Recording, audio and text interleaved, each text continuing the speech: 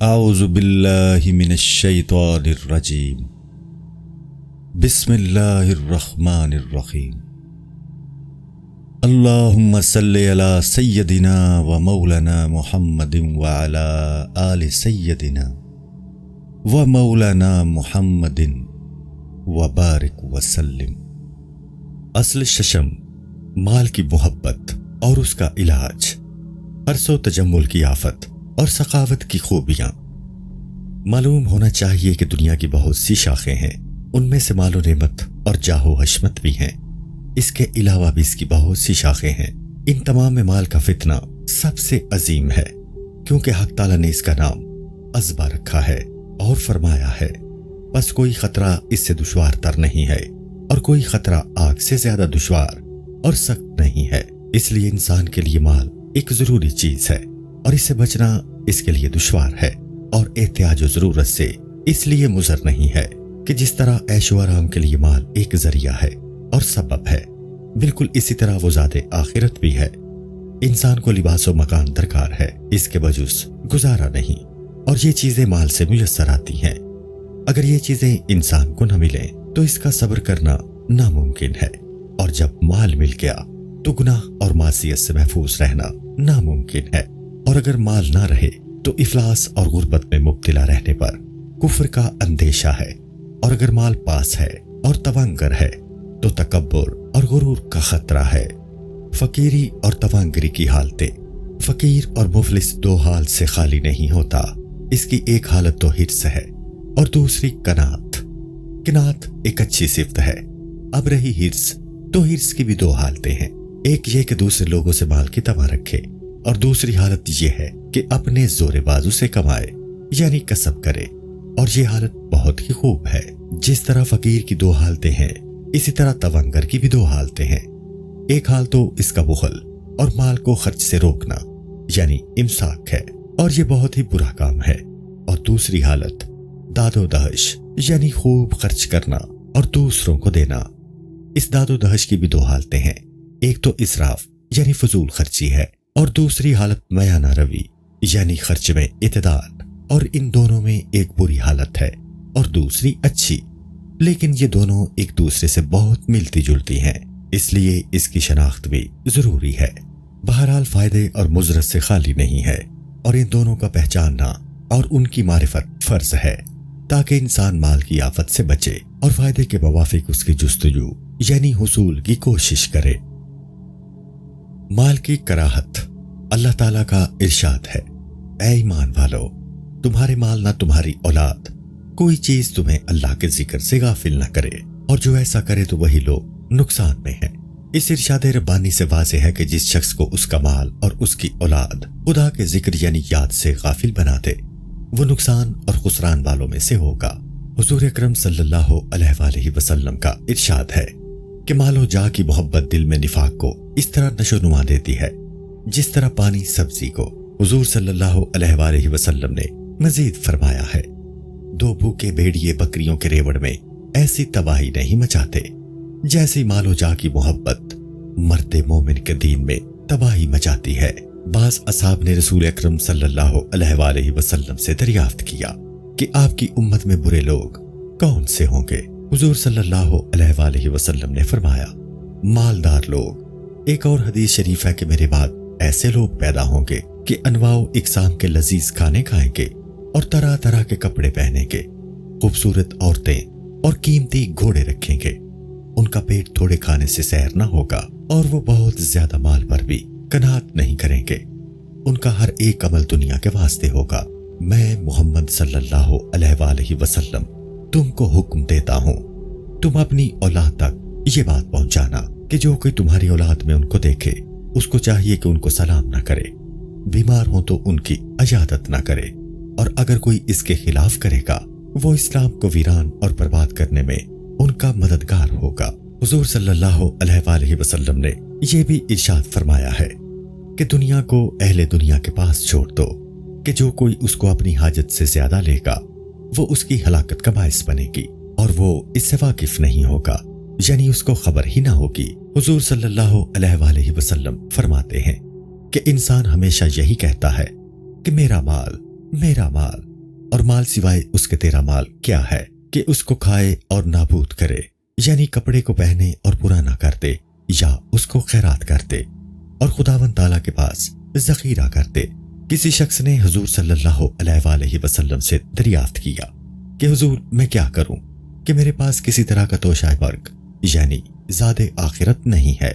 آپ صلی اللہ علیہ وآلہ وسلم نے فرمایا تمہارے پاس مال ہے؟ انہوں نے کہا جی ہاں۔ آپ صلی اللہ علیہ وآلہ وسلم نے فرمایا کہ تم اس مال کو اپنے آگے بیچ دو یعنی صدقہ کر دو کہ انسان کا دل مال کے ساتھ لگا رہتا ہے، اگر اس نے مال کو چھوڑ دیا تو وہ دنیا میں رہے گا، اس کے لیے ذخیرہ آخرت نہیں بن سکے گا، اور اگر صدقہ و خیرات سے اپنے آگے بیچ دیا ہے تو وہ خدا کے پاس رہے گا۔ انسان کے دوست 3 قسم کے ہیں۔ حضور پرنور صلی اللہ علیہ وآلہ وسلم نے ارشاد فرمایا کہ آدمی کے دوست 3 قسم کے ہیں۔ ایک تو وہ دوست ہے کہ اس کی موت تک اس کے ساتھ وفاداری کرتا ہے، ایک وہ جو لبے گور تک، اور ایک قیامت تک اس کے ساتھ وفاداری کرے گا۔ وہ جو موت کے ساتھ رہتا ہے وہ مال ہے، اور جو لبے گور تک ساتھ رہتا ہے رشتہ دار ہے، اور جو قیامت کے ساتھ رہتا ہے اس کا عمل ہے۔ حضور صلی اللہ علیہ وآلہ وسلم نے یہ بھی ارشاد فرمایا ہے کہ جب آدمی مر جاتا ہے تو لوگ پوچھتے ہیں کیا چھوڑا، اور فرشتے دریافت کرتے ہیں کہ اپنے آگے کیا بیچا۔ حضور صلی اللہ علیہ وآلہ وسلم نے مزید ارشاد فرمایا کہ زمین اور باغات مت لو کہ یہ دنیا کی محبت کا باعث ہوگا۔ حضرت عیسیٰ علیہ السلام سے آپ کے حواریوں نے پوچھا کہ آپ پانی پر چل سکتے ہیں، لیکن ہم نہیں چل سکتے، ہم میں یہ طاقت و قدرت نہیں ہے، اس کا کیا سبب ہے؟ آپ نے جواب دیا کہ مال و زر تمہاری نظر میں کیسا ہے؟ انہوں نے کہا کہ بہت اچھا معلوم ہوتا ہے۔ حضرت عیسیٰ علیہ السلام نے فرمایا کہ میری نظر میں خاک اور زر دونوں برابر ہیں، اسی وجہ سے اللہ تعالیٰ نے مجھے پانی پر چلنے کی قدرت و قوت عطا کی ہے۔ اس سلسلہ میں صحابہ کرام رضوان اللہ تعالیٰ اجمعین اور بزرگوں کے اقوال نقل ہے کہ کسی شخص نے حضرت ابو الدرداء رضی اللہ تعالیٰ عنہ کو تکلیف پہنچائی۔ آپ نے کہا بارے الہی اس شخص کو تندرستی، عمر دراز اور مال کثیر عطا فرما۔ اس طرح حضرت ابو الدرداء نے اس شخص کو بد دعا دی، کیونکہ جب یہ چیزیں کسی کو ملتی ہیں تو اس کو تکبر، غفلت، آخرت سے غافل بنا دیتے ہیں اور وہ ہلاکت میں پڑ جاتا ہے، یعنی اس کے لیے ہلاکت اور تباہی ہے۔ حضرت علی رضی اللہ تعالیٰ عنہ ایک درہم دست مبارک پر رکھ کر فرمانے لگے کہ اے درہم، تو وہ چیز ہے کہ جب تک میرے پاس سے نہیں جائے گا مجھے کسی قسم کا نفع نہیں پہنچا سکتا۔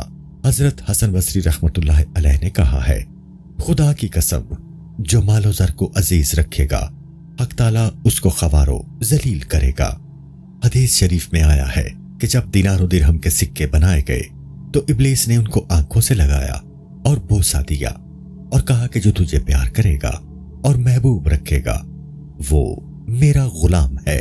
شیخ یحییٰ بن معاذ رحمت اللہ تعالیٰ علیہ نے کہا ہے کہ درہم و دینار بچھو کی طرح ہیں، جب تک بچھو کے کانٹے کا منتر نہ سیکھ لے ان کو ہاتھ نہ لگائے ورنہ اس کا زہر ہلاک کر دے گا۔ لوگوں نے پوچھا وہ منتر کیسا ہے؟ انہوں نے جواب دیا کہ مال حلال کی کمائی کا ہو اور اس کو بجا طور پر خرچ کیا جائے۔ مسلمہ بن عبد الملک رحمت اللہ علیہ حضرت عمر بن عبد العزیز رحمت اللہ تعالیٰ علیہ کے پاس ان کے دم باز وسیع پہنچے اور دریافت کیا کہ اے امیر المومنین، آپ نے ایسا کام کیا ہے جو کسی نے نہ کیا ہو۔ آپ کے 13 فرزند ہیں اور آپ نے ان کے لیے 1 درہم بھی باقی نہیں چھوڑا ہے۔ یہ سن کر حضرت عمر بن عبد العزیز رحمت اللہ تعالیٰ علیہ نے کہا اس کے علاوہ میں نے ان کی ملک دوسروں کو اور دوسروں کی ملک ان میں سے کسی ایک کو بھی نہیں دی ہے۔ اب اگر میرا بیٹا لائق اور خداوند تعالیٰ کا فرما بردار ہوگا، اگر وہ لائق اور فرما بردار ہے تو خداوند تعالیٰ اس کے لیے کافی ہے، اور جو ناخلف ہے اس کی نالائقی کا مجھے کچھ غم نہیں۔ وہ جانے اور اس کا کام جناب محمد بن کعب الکرتی رحمت اللہ تعالیٰ علیہ کے پاس بہت سمال آیا۔ لوگوں نے ان سے کہا کہ اس کو اپنی اولاد کی خاطر رکھ دو۔ انہوں نے کہا نہیں، میں ایسا نہیں کروں گا، بلکہ میں اس مال کو اپنے واسطے خدا کے پاس جمع کروں گا۔ میرے بچوں کے لیے خدا کا وسیلہ کافی ہے اور وہ ان کو نیک وقت بنائے۔ جناب یحییٰ بن معاذ رضی اللہ تعالیٰ عنہ کا ارشاد ہے کہ توانگر کے لیے مرتے وقت 2 مصیبتیں ہیں، دوسرے لوگ ان سے آزاد ہیں۔ ایک مصیبت تو یہ کہ سارا مال اس سے چھین لیا جائے گا، اور دوسری مصیبت یہ کہ قیامت میں اس مال کی پرسش اس سے کی جائے گی۔ فصل۔ اے عزیز، معلوم ہونا چاہیے کہ مال چند وجوہ کے باعث اگرچہ برا ہے لیکن ایک وجہ سے اچھا بھی ہے، یعنی مال میں برائی بھی ہے اور بھلائی بھی۔ اسی واسطے حق تعالیٰ نے اس کو خیر کے نام سے موسوم فرمایا ہے، ارشاد کیا ہے۔ حضور اکرم صلی اللہ علیہ وآلہ وسلم نے ارشاد فرمایا ہے، یعنی اچھا مال بہتر چیز ہے اچھے شخص کے حق میں۔ حضور صلی اللہ علیہ وآلہ وسلم نے مزید فرمایا ہے، یعنی قریب ہے کہ افلاس اور فکر کفر کا سبب بن جائے، اور اس کا سبب یہ ہوتا ہے کہ جب کوئی شخص خود کو نعمتوں کے حصول کے سلسلہ میں عاجز پاتا ہے، تکلیفیں اور صعوبتیں برداشت کرتا ہے، اپنے اہل و عیال کو فقر و تنگ دستی کی وجہ سے غمگین دیکھتا ہے، اور وہ دیکھتا ہے کہ دنیا میں نعمتوں کی کوئی کمی نہیں، تو اس وقت شیطان اس کو بھگاتا ہے اور کہتا ہے، یہ کیسا عدل و انصاف ہے جو خدا نے کیا ہے، اور یہ کیسی ناروا تقسیم ہے جو اس نے تیرے حق میں کی ہے۔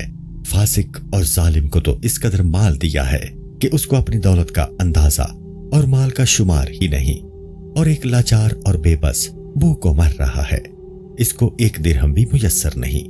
اگر وہ تیری حاجت اور ضرورت سے آگاہ نہیں تو اس طرح اس کا علم ناقص ہے، اور اگر وہ ضرورت سے واقف اور مال دے نہیں سکتا تو اس کی قدرت میں خلل ہے، اور اگر علم و قدرت کے باوجود نہیں دیتا تو اس کی بخشش و رحمت میں خلل ہے، اور اگر وہ اس واسطے تجھے مال نہیں دیتا کہ دنیا کی بجائے آخرت میں تجھے ثواب ملے، تو وہ اس پر بھی قادر ہے کہ فقر و فاقہ کی مصیبت کے بغیر بھی ثواب عطا فرما سکتا ہے۔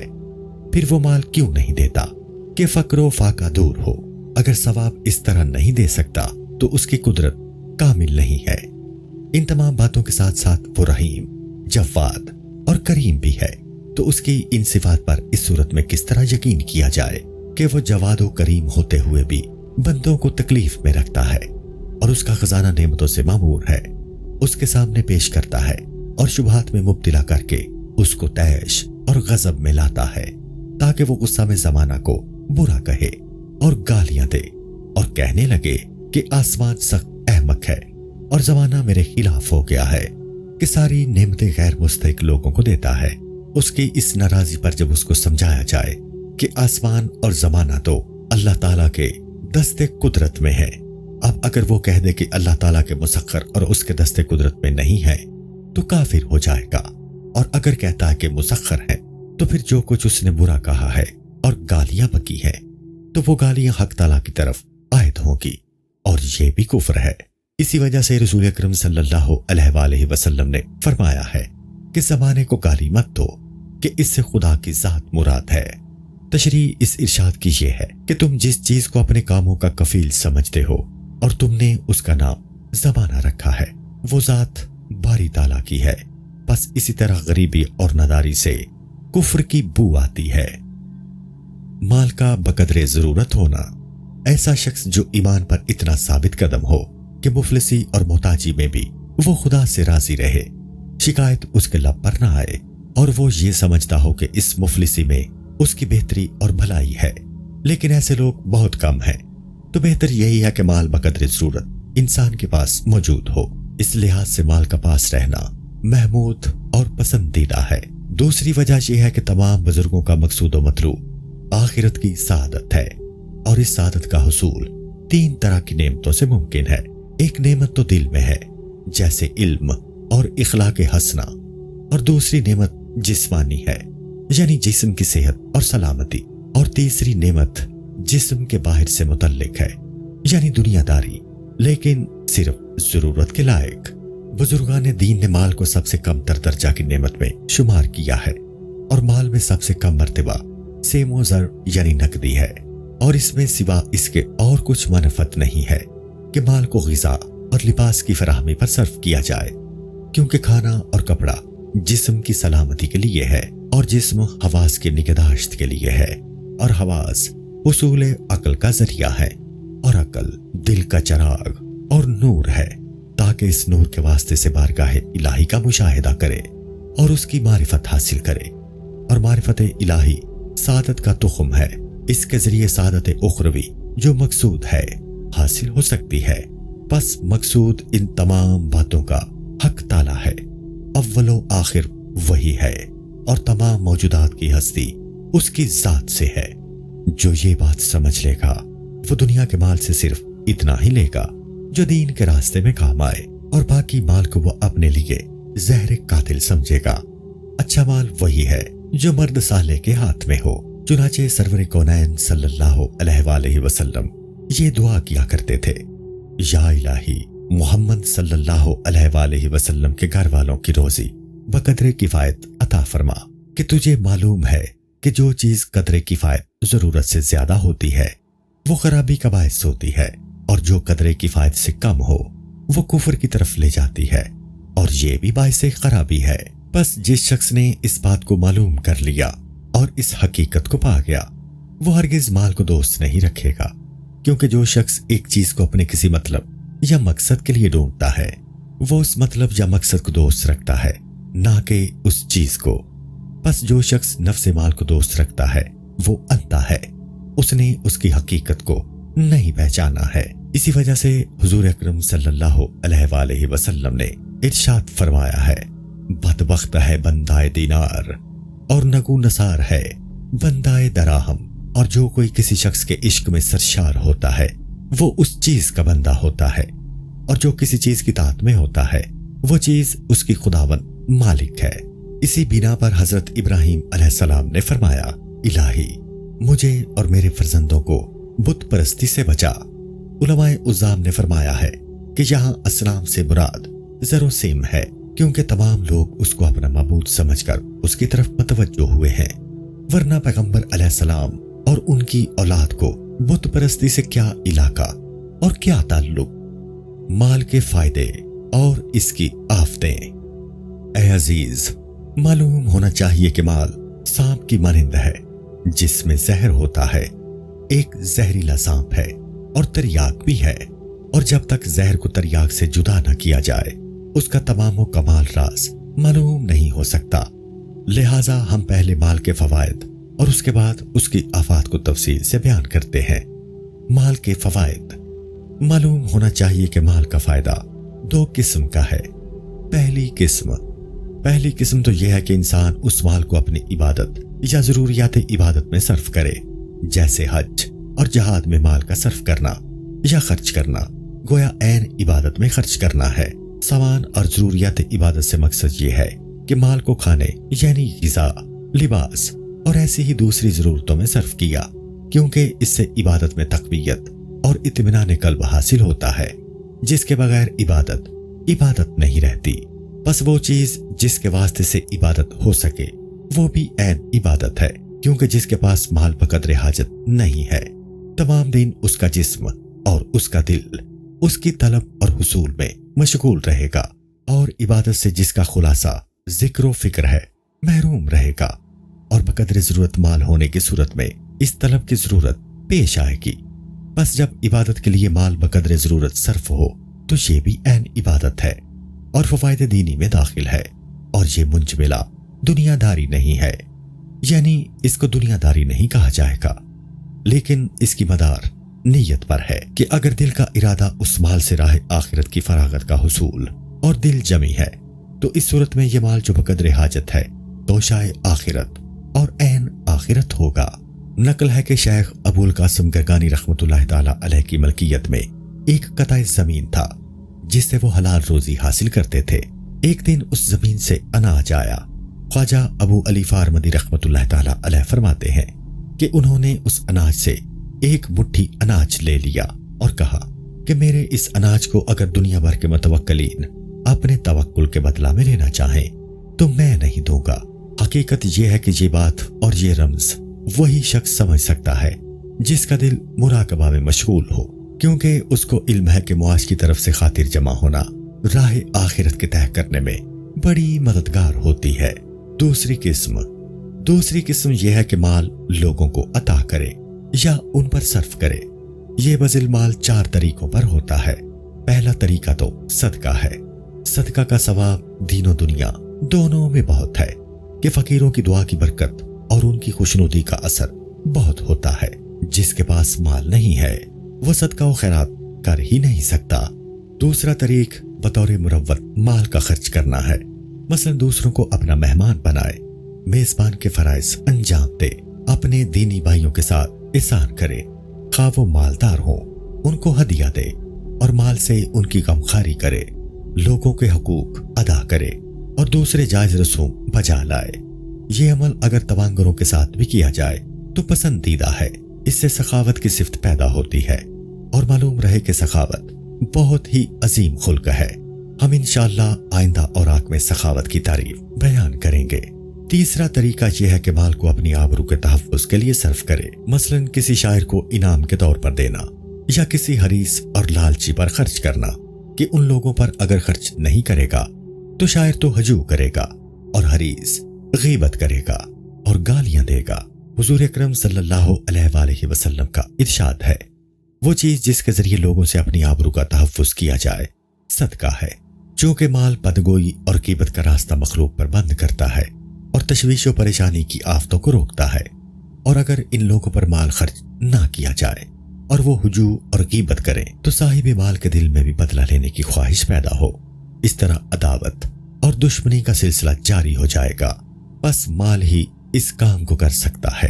چوتھا طریقہ یہ ہے کہ مال ایسے لوگوں کو دے جو اس کی خدمت کرتے ہیں، کیونکہ جو شخص اپنے تمام کام اپنے آپ ہی انجام دے گا، جیسے دھونا، جھاڑنا، پوچھنا، خریدنا، پکانا وغیرہ، تو ان کاموں میں اس کا تمام وقت ضائع ہو جائے گا اور ہر شخص پر ذکر و فکر فرض عین ہے اور اس کا یہ کام کوئی دوسرا شخص نہیں کر سکتا۔ بس اس کے جو کام دوسرے انجام دے سکتے ہیں اس میں اپنے وقت کو ضائع کرنا افسوس کی بات ہے، اس لیے کہ انسان کی عمر کم ہے، موت اس سے قریب ہے، آخرت کا راستہ بہت طویل ہے، اس کے لیے بہت سے توشہ کی ضرورت ہے۔ بس ہر ایک سانس کو غنیمت شمار کرے اور ایسے کام ہے جس کو دوسرا شخص اس کے لیے انجام دے سکتا ہے۔ خود مصروف و مشغول ہونا مناسب نہیں ہے اور یہ معاملہ بھی مال کے بغیر انجام نہیں پا سکتا۔ مال پاس ہوگا تو خدمتکاروں کو دے سکے گا اور وہ خدمتکار اس کو کاموں کی محنت اور مشغولیت سے بچائیں گے۔ اگرچہ سب کام اپنے ہاتھ سے کرنا بھی ثواب کا موجب ہے، لیکن یہ معاملہ اس شخص کا ہے جو جسم سے بندگی میں مشغول ہوتا ہے، دل سے نہیں۔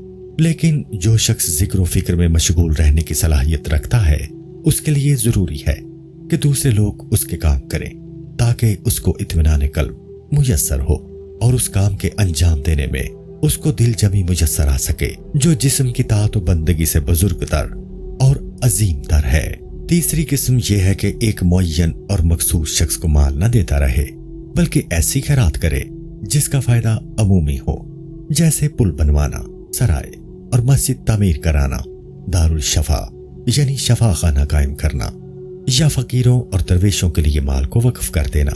یہ تمام باتیں خیرات عمومی میں داخل ہیں اور دیر تک باقی رہنے والی ہیں۔ اس سلسلہ میں دعائیں اور اس کی برکتیں انسان کے مرنے کے بعد اس تک پہنچتی رہتی ہیں۔ اس کا نام صدقہ جاریہ ہے۔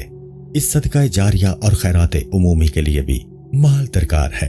مال کے دینی فائدے تو یہ تھے جو ہم نے بیان کیے، دنیاوی فائدے ظاہر ہی ہیں کہ اس کے ذریعے انسان مکرم و محترم رہے گا، مخلوق اس کے دستے نگر رہے گی اور وہ مخلوق سے بے نیاز رہتے ہوئے بھی بہت سے دوست اور بھائی پیدا کر لے گا، ہر ایک کا محبوب و مقبول ہوگا اور کوئی اس کی تحقیر نہیں کر سکے گا۔ مال کی آفتیں، مال کی دینی آفتیں۔ مال کی آفتوں میں بعض دنیاوی آفات ہیں اور بعض دینی آفات ہیں۔ دینی آفات 3 قسم کی ہیں۔ پہلی آفت یہ ہے کہ مال فسق و فجور اور معصیت میں معاون و مددگار ہوتا ہے اور انسانی فطرت ہے کہ وہ معصیت کو پسند کرتی ہے اور ناداری و مفلسی منجملہ اسباب پارسائی ہے۔ ایسی صورت میں کہ آدمی کو مال کے ذریعے قدرت حاصل ہو تو اگر وہ معصیت میں مبتلا ہوگا تو اس کی ہلاکت کا موجب ہوگا، اور اگر اس خواہش اور معصیت پر صبر کرے گا تو بڑا جبر کرنا پڑے گا، کیونکہ قدرت رکھتے ہوئے صبر کرنا بہت ہی دشوار ہے۔ دوسری آفت یہ ہے کہ آدمی اگرچہ بڑا دیندار ہے اور معصیت سے خود کو محفوظ رکھتا ہے، پھر بھی مباح چیزوں کے ذوق و شوق سے اپنے آپ کو نہ بچا سکے گا، اور کسی شخص میں قدرت ہے کہ توانگری میں جو کی روٹی پر گزر کرے اور موٹا کپڑا پہنے، جیسا کہ سلیمان علیہ السلام کا باوجود سلطنت اور بادشاہت کے معمول تھا کہ موٹا اور معمولی کپڑا پہنتے اور بہت ہی معمولی غذا استعمال کرتے تھے۔ اور جب آدمی عیش و عشرت میں پڑ جاتا ہے تو جسم اس سے لذت پاتا ہے، پھر وہ اس کو چھوڑ نہیں سکتا۔ دنیا اس کے لیے بہشت کی مانند ہوگی، موت سے بیزار رہے گا، اور یہ ظاہر ہے کہ وہ ہمیشہ عیش و عشرت کا یہ سامان حلال روزی سے فراہم نہ کر سکے گا اور مشتبہ ذریعوں اور طریقوں سے کمائے گا، سلاطین کی مدد کا محتاج ہوگا، بادشاہوں کے درباروں کا رخ کرے گا، ان کی خدمت میں پہنچ کر ان کی مزاج داری، تعلق و ریا، دروغ نفاق اور ان کی خدمت گزاری میں مبتلا ہوگا۔ ان کا مقرب تو بن جائے گا، لیکن یہ خطرہ ضرور رہے گا کہ وہ بادشاہ کا محبوب بن جائے یا کسی وقت بادشاہ اس سے بیزار ہو جائے۔ اگر وہ بادشاہ کا مقرب بن گیا تو دوسرے لوگ اس پر حسد کریں گے اور اس کی اظہار ثانی کے در پہ ہوں گے، اس کو ستائیں گے، اور وہ بھی ان سے بدلہ لینے کے لیے کمر بستہ ہو جائے گا اور خود بھی جھگڑے، فساد اور حسد میں مبتلا ہو جائے گا۔ یہ باتیں تمام مصیبتوں کا سبب بن جاتی ہیں، کیونکہ ان برائیوں کی بدولت اس سے دروغ، غیبت، بدخواہی اور دل اور زبان سے دوسرے معاصی پیدا ہوں گے کہ دنیا تمام خطاؤں کا سر ہے۔ معاصی اور برائیوں کی یہ تمام شاخیں اسی سے پھوٹی ہیں، اور دنیا نہ ایک آفت ہے، نہ 10، نہ 100، بلکہ بے حساب آفتوں کا نام دنیا ہے۔ یہ ایک ایسا غار ہے جس کی تھا نہیں ہے، جس طرح دوزخ کا گڑھا جو ایسے ہی لوگوں کے لیے بنایا گیا ہے۔ تیسری آفت، یہ تیسری آفت ایسی آفت ہے کہ اس سے بس وہی شخص محفوظ رہ سکتا ہے جس کو خدا بچائے، اور وہ یہ ہے کہ انسان معصیت سے بچے، عیش و عشرت میں مشغول نہ ہو، مشتبہ مال سے بھی محفوظ رہے، اور وہ حقیقت میں پارسا ہے، حلال مال حاصل کرتا ہے اور اس کو راہ خدا میں خرچ بھی کرتا ہے، پھر بھی اس مال کا رکھنا تعلق خاطر کا سبب ہوگا۔ دل کسی نہ کسی طرح اس مال کی طرف لگا رہے گا، اور یہ تعلق خاطر جو اس کو مال سے ہے وہ اس کو خدا کے ذکر اور اس کی عظمت کے خیال سے باز رکھے گا، یعنی ذکر و فکر سے غافل بنا دے گا۔ حالانکہ تمام عبادتوں کا خلاصہ یہی ہے کہ ذکر الہی انسان پر غالب ہو، اور اس ذکر کے سوا کسی چیز سے اس کو انسیت نہ ہو، اور ما سوا اللہ سے بے نیاز اور مستغنی رہے۔ ان چیزوں کے لیے خاطر جمی اور تمانیت قلب درکار ہے کہ کسی طرف مشغول نہ ہو۔ ایسا مالدار آدمی اگر زمین کا مالک ہے تو بسا اوقات وہ اس زمین کی آبادانی کے خیال میں، اس زمین میں جو دوسرے لوگ شریک ہیں، ان کی خصومت اور عداوت کی فکر میں رہے گا، خراج دینے اور رعایا یعنی کاشتکاروں سے حساب کتاب، مال گزاری لینے میں مصروف رہے گا۔ اور اگر ایسا نہیں ہے بلکہ تجارت کرتا ہے تو تجارت اور کاروبار میں دوسرے شریکوں، مال تجارت کے گھاٹے، سفر کی تدابیر اور نفع بخش کاروبار کی فکر میں لگا رہے گا۔ اگر یہ نہیں بلکہ جانور پالے ہوئے ہیں اور وہ ان کی تجارت کرتا ہے تو اس تجارت کا بھی یہی حال ہوگا۔ ایسے ہی مصروفیات اور وسوسے پیدا ہوں گے۔ بازار وہ مال جو گنج کی شکل میں دفن ہے، آدمی کو بخیل بنانے والا ہے اور اپنی ضرورت کے مطابق اس میں سے نکال کر خرچ کرتا رہتا ہے، لیکن یہ مال بھی اس کو مصروف رکھنے والا ہے کہ وہ ہمیشہ اس کی فکر میں رہتا ہے، اور یہ دڑکا لگا رہتا ہے کہ کوئی اس کو چرا کر نہ لے جائے، یا کوئی شخص اس کا کھوج نہ لگا لے کہ خزانہ کس جگہ دفن ہے۔ غرض کہ دنیا والوں کی فکر کا میدان بہت وسیع ہے، اس کا اور چھور نہیں ہے۔ اگر کوئی شخص یہ چاہتا ہے کہ دنیا داری کے ساتھ ساتھ طمانینت قلب اور خاطر جمی کو حاصل کرے تو اس کی مثال اس شخص کی ہے جو پانی میں گھس کر یہ چاہتا ہے کہ بھیگنے سے محفوظ رہے، جو ناممکن ہے۔ بس مال کے فائدے اور اس کی آفتیں یہی ہیں جو ہم نے بیان کی، تاکہ عقل مند لوگ ان آفتوں کو سمجھ لیں اور جان لیں کہ مال بقدر ضرورت تریاک ہے اور اس سے زیادہ زہر کا خاصہ رکھتا ہے۔ حضور اکرم صلی اللہ علیہ وآلہ وسلم نے اپنے اہل بیت کے لیے اسی مال بقدر ضرورت کی خواہش فرمائی، اور مختصر طور پر یہ فرمایا کہ جو کوئی مال کو قدر حاجت سے زیادہ لیتا ہے، اس نے اپنی خرابی اور بربادی کی چیز کو خود پسند کیا۔ اسی طرح یک بار کی مال کو اڑا دینا یعنی صرف کر دینا، خرچ کر دینا کہ کچھ باقی نہ رہے اور ضرورت کے وقت پریشانی لاحق نہ ہو، شریعت میں درست نہیں ہے۔ چنانچہ حق تعالیٰ نے سرور کائنات صلی اللہ علیہ وآلہ وسلم کو مخاطب کرتے ہوئے فرمایا، اور ہاتھ نہ پورا کھول دے کہ تو بیٹھ رہے ملامت کیا ہوا، تھکا ہوا۔ तमा हिर्स की आफत और कनात का फ़ायदा। मालूम होना चाहिए कि तमा बुरे इखलाक यानी इखलाक रजीला में दाखिल है और इसमें बिलफेल जिल्लत व ख़वारी मौजूद है और खजालत इसका नतीजा है। जब आदमी में तमा पैदा होती है तो उससे खुद बहुत से बुरे इखलाक यानी इखलाक रजीला पैदा हो जाते हैं, क्योंकि जब कोई शख्स किसी से तमा करता है तो उसके साथ दोरुई और निफाक से पेश आएगा। इबादत में भी रिया पैदा हो जाएगा जिससे तमा रखता है। जब वो तामे और हरीस की तहकीर करेगा तो वो उसको बर्दाश्त करेगा और बुरे कामों में सहलंगारी का इजहार करेगा, यानी बुरे काम उसकी नजर में बहुत मामूली नजर आएंगे। इरशादात नबवी सल्लल्लाहु अलैहि वसल्लम, इंसान फितरतन और बिलतबा हरीस है। जो कुछ उसके पास है हरगिज उस पर कनात नहीं करता और हिर्स व तमा से सवाए कनात के बचना नामुमकिन है। हुजूर अकरम सल्लल्लाहु अलैहि वसल्लम ने इरशाद फरमाया है कि अगर इंसान के पास 2 वादियों से भरा हुआ माल हो तो वो तीसरी वादी माल से भरी हुई चाहेगा। खाक के सिवा आदमी के दिल को सैर करने वाली और कोई चीज नहीं है, हाँ, जो तौबा करे और हक ताला उसकी तौबा कबूल करने वाला है।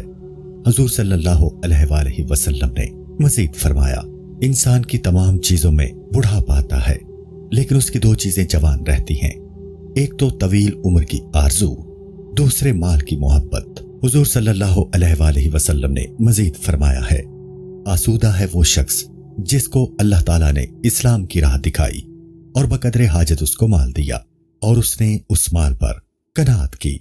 एक और हदीस में है, रूहुल कुद्स ने मेरे दिल में इस बात का इल्का किया कि जब तक बंदे का रिज्क पूरा नहीं होता वो नहीं मरता। बस हक ताला से डरो और दुनिया का माल बहुत न ढूंढो और बहुत हिर्स मत करो। एक और इरशाद है कि माले मुश्तिबा से बचो ताकि तुम सब लोगों से ज्यादा आबिद हो जाओ और जो कुछ तुम्हारे पास है उस पर किनात करो ताकि सबसे ज्यादा शाकिर तुम बनो और दूसरे लोगों के लिए वही चीज पसंद करो जो तुम अपने लिए पसंद करते हो ताकि मोमिन बन जाओ। हजरत औफ इब्न मालिक अशजई रज़ियल्लाहु अन्हु कहते हैं कि हम लोग रसूलुल्लाह सल्लल्लाहु अलैहि वसल्लम की खिदमत में हाजिर थे। हम सब लोग 7 या 8 या 9 इफराद थे। आप सल्लल्लाहु अलैहि वसल्लम ने इरशाद फरमाया कि रसूलुल्लाह सल्लल्लाहु अलैहि वसल्लम से बैत करो। हमने अर्ज किया, या रसूलुल्लाह सल्लल्लाहु अलैहि वसल्लम, क्या हम एक बार बैत नहीं कर चुके हैं? आप सल्लल्लाहु अलैहि वसल्लम ने फिर फरमाया कि अल्लाह के रसूल से बैत करो। आपका दोबारा इशारा गरामी सुनकर हम लोगों ने अपने हाथ आपकी तरफ बढ़ाए और दरियाफ्त किया कि हुजूर सल्लल्लाहु अलैहि वसल्लम, हम किस बात पर बैत करें? आप सल्लल्लाहु अलैहि वसल्लम ने फरमाया, खुदा की बंदगी करो, नमाज़े पंजगाना अदा करो और जो कुछ खुदा ताला का इरशाद हो उसको दिलो जान से बजा लाओ। और फिर आहिस्ता से फरमाया कि और किसी से कुछ न मांगो। इस वाकया के बाद इन हजरत साहबा रज़ियल्लाहु अन्हुम की ये कैफियत हो गई थी कि अगर किसी के हाथ से ताजियाना जमीन पर गिर जाता था तो वो किसी दूसरे से ये नहीं कहते थे कि ये ताजियाना उठा दो। हजरत मूसा अलैहिस्सलाम ने बारगाह इलाही में अर्ज किया कि इलाही, तेरे बंदों में सबसे ज्यादा तवंगर कौन है? इरशाद हुआ कि वो शख्स जो इस चीज पर कनात कर ले जो उसको मैं अता करूं। उन्होंने फिर अर्ज किया कि इलाही, सबसे ज्यादा आदिल बंदा कौन सा है? फरमाया वो है जो हर एक काम में इंसाफ करने से न चूके। अकवाले बुजुर्गा जनाब इब्ने वसी सूखी रोटी पानी में भगोकर खाते और फरमाते, जो इस पर कनात करेगा वो मखलूक से बेनियाज रहेगा। हजरत इब्ने मसूद रज़ियल्लाहु ताला अन्हु ने फरमाया है कि हर रोज फरिश्ता ये मनादी करता है कि ए फर्जंदे आदम, कि वो थोड़ा माल जो तुझे किफायत करे उस कसीर माल से बेहतर है जिससे बेअंदाजा मुसर्रत और गफलत पैदा हो। जनाबे सहीद इब्ने इजलान कहते हैं कि तेरा सारा शिकम एक बालिश से ज्यादा तूलो अर्ज में नहीं है और ये जरा सी चीज तुझे दोज़ख में डाल दे तो अजीब सी बात होगी।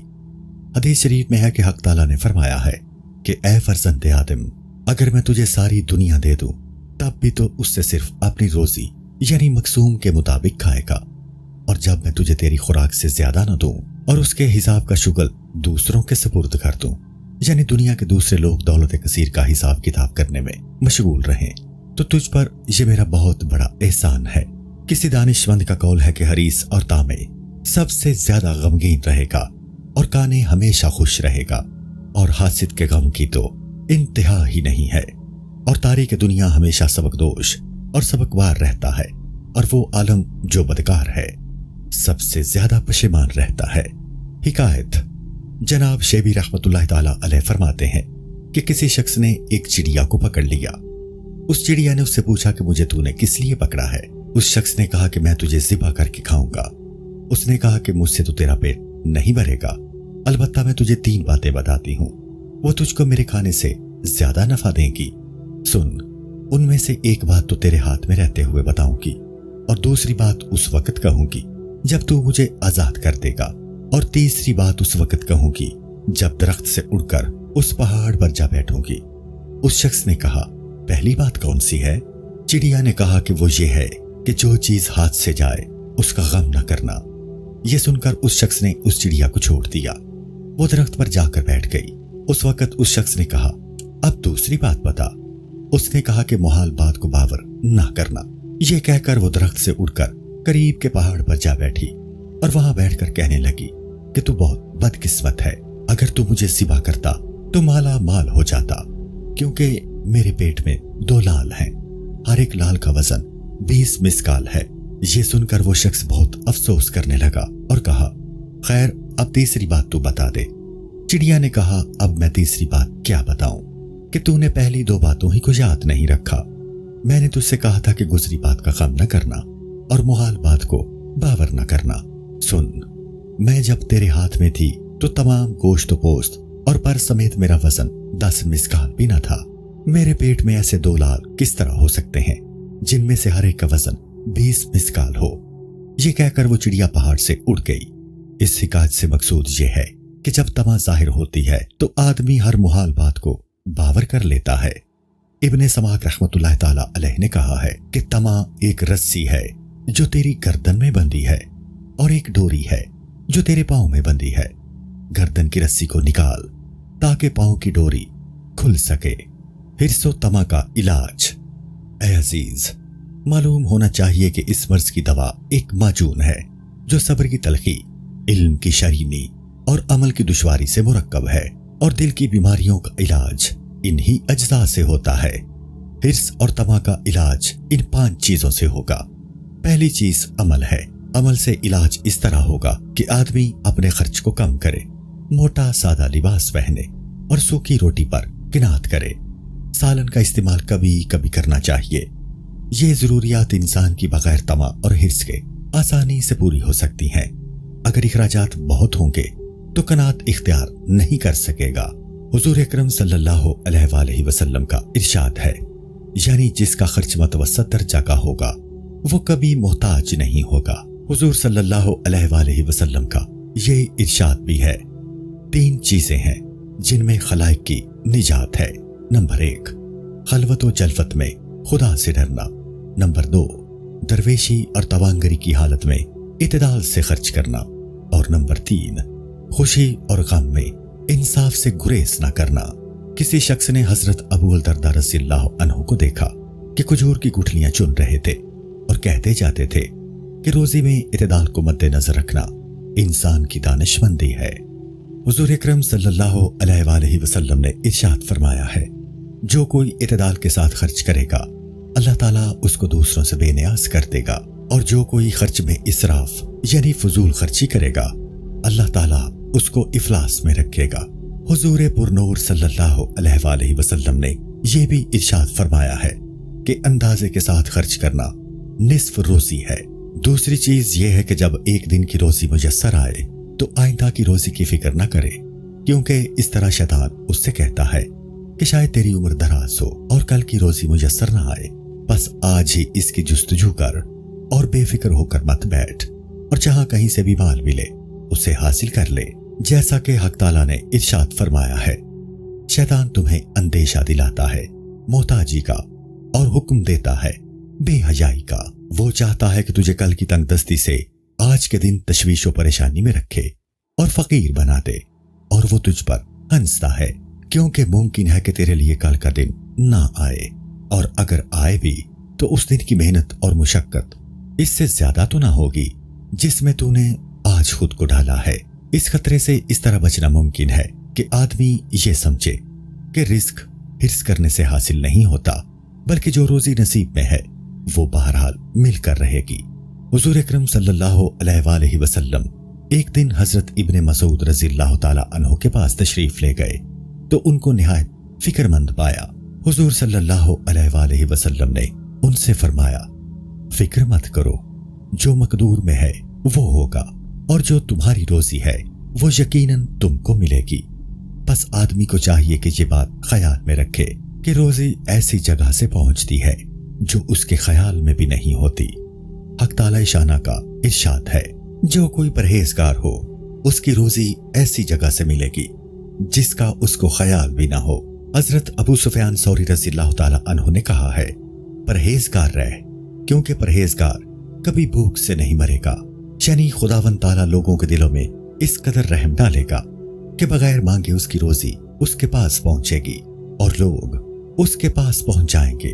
हजरत अबू हासिम रज़ियल्लाहु अन्हु ने कहा है कि रिज्क की दो किस्में हैं, जो कुछ मेरी रोजी में होगा वो मुझे जल्द पहुंच जाएगा, और वो जो दूसरे की रोजी में है वो तमाम अहले जमीनों अहले आसमान की कोशिश से भी मुझे नहीं मिलेगी। बस इसकी फिक्र में मेरी बेकरारी किस काम आ सकती है। तीसरी चीज ये है कि आदमी को ये समझ लेना चाहिए कि अगर वो तमा ना करे और सब्र करे तो सिर्फ गमगीन होगा, और अगर तमा करे और सब्र करे तो गमगीन होने के साथ ही साथ जलील और खवार भी होगा। तमा के बायस लोग उसको मलामत भी करेंगे और आखिरत के अजाब के खतरे में भी पड़ेगा, और अगर सब्र करेगा तो सवाब भी हासिल होगा, नेक कामों में वो शुमार किया जाएगा और लोग भी तारीफ करेंगे। इस तरह वो रंज जिसके साथ सवाब आखिरत तारीफ और इज्जत भी है, वो उस रंज से कहीं उला और बेहतर है जिसके साथ अजाब का खतरा, जिल्लत और मलामत हो। हुजूर अकरम सल्लल्लाहु अलैहि वसल्लम का इरशाद है कि मोमिन की इज्जत इस बात में है कि वो खलाइक से बेनियाज हो। अमीरुल मोमिनीन हजरत अली रज़ियल्लाहु ताला अन्हु ने फरमाया है, जिसके साथ तेरी कोई हाजत है तू उसका तो कैदी और असीर है, और जो शख्स तेरा मोहताज हो तू उसका अमीर है और वो तेरा असीर है। चौथी चीज यह है कि आदमी को गौर करना चाहिए कि वो हिर्सो तमा किस लिए कर रहा है। अगर वो शिकम परवरी के लिए कर रहा है तो बैल और गधे इससे ज्यादा कमाते हैं, वो बैल और गधे से भी कमतर है। और अगर शहवत, मुबाशरत और जमा की कुव्वत के लिए कर रहा है तो खिंजीर और रीछ इससे ज्यादा शहवत रखते हैं। अगर शानो शौकत और उम्दा लिबास के लिए यह हिर्सो तमा है तो इस मामला में वो यहूद और निसारा को अपने से बरतर पाएगा, और अगर तमा छोड़ के दरमानगी पर किनायत इख्तियार करेगा तो औलिया और अंबिया की तरह होगा। और इन हजरात की नजीर मानिंद होना दूसरों के मानिंद होने से कहीं बेहतर है। पांचवी चीज यह है कि आदमी माल की आफत पर गौर करे कि माल जब बहुत हो जाएगा तो दुनिया में उसके बायस बहुत सी आफतों में मुब्तिला होगा, और आखिरत में दरवेशों और फकीरों के 500 बरस बाद बहिश्त में दाखिल होगा। आदमी को चाहिए कि हमेशा ऐसे शख्स पर नजर करे जो मालो मता में उससे कम दर्जे पर हो, ताकि अपनी अच्छी हालत पर शुक्र इलाही बजा लाए और दूसरे मालदारों को न देखे, ताकि उसके पास हक ताला की जो नेमत मौजूद है उसकी नजरों में हकीर मालूम न हो। हुजूर अकरम सल्लल्लाहु अलैहि वसल्लम का इरशाद है, ऐसे शख्स को देखो जो मालो सरवत में तुमसे कम है, और इब्लीस तो हमेशा तुझसे यही कहता रहेगा कि फलां फलां शख्स तो इस कदर मालदार है, तू ही क्यों कनात कर रहा है। और जब तुम माल से परहेज करोगे तो शैतान ये कहकर तुमको भटकाएगा कि तुम ही क्यों परहेज करते हो, जो फलां आलिम और फलां इमाम तो परहेज नहीं करता और हराम माल खा रहा है। शैतान हमेशा ऐसे शख्स को जो दुनियादारी में तुमसे ज्यादा और दीन में तुमसे कम होगा तुम्हारे सामने पेश करता रहता है, ताकि मुसीबत में मुब्तिला करे और दुनियादारी में फंसा रखे। सादत और नेकी का तरीका वही है जो इसके खिलाफ हो। बस तुमको लाजिम है कि दीन के बारे में बुजुर्गों पर नजर रखो, ताकि तुमको अपनी कोताही और खामी नजर आए, और दुनियावी मालो मनाल के सिलसिला में नदारों और फकीरों पर नजर करो, ताकि उनके मुकाबला में तुम खुद को मालदार और तवंगर पाओ। सखावत की फजीलत और इसका सवाब। ऐ अजीज, मालूम होना चाहिए कि जिस शख्स के पास माल ना हो उसको कनात इख्तियार करना और हिर्स से बचना चाहिए, और अगर तवांगर और मालदार हो तो सखावत इख्तियार करे اور بخل سے بچے۔ ارشادات نبوی صلی اللہ علیہ وآلہ وسلم، حضور اکرم صلی اللہ علیہ وآلہ وسلم کا ارشاد ہے کہ سخاوت بہشت کا ایک درخت ہے جس کی شاخیں دنیا میں لٹک رہی ہیں۔ جو کوئی مرد سخی ہے وہ ان ڈالیوں میں سے ایک ڈالی کو پکڑے گا اور اس کے ذریعہ بہشت میں پہنچ جائے گا۔ اور بخل دوزخ کا ایک درخت ہے جس کی شاخیں دنیا میں لٹک رہی ہیں۔ جو مرد بخیل ہوگا وہ اس کی ایک شاخ پکڑے گا اور وہ اس کو دوزخ میں پہنچا دے گی۔ حضور اکرم صلی اللہ علیہ وآلہ وسلم نے یہ بھی ارشاد فرمایا ہے، دو خلق ایسے ہیں جن کو اللہ تعالیٰ دوست رکھتا ہے، ایک سخاوت اور دوسری نیک خوئی، اور دو خلق ایسے ہیں جن کو وہ ناپسند فرماتا ہے، ایک بخل، دوسری بدخوئی۔ حضور اکرم صلی اللہ علیہ وآلہ وسلم نے یہ بھی ارشاد فرمایا ہے کہ سخی کی تقصیر معاف کر دو کہ جب وہ تنگ دست ہوتا ہے تو حق تعالیٰ اس کی دستگیری فرماتا ہے۔ نقل ہے کہ ایک بار ایک غزوہ میں سرور کونین صلی اللہ علیہ وآلہ وسلم نے سوائے ایک اسیر کے سب کو قتل کرا دیا۔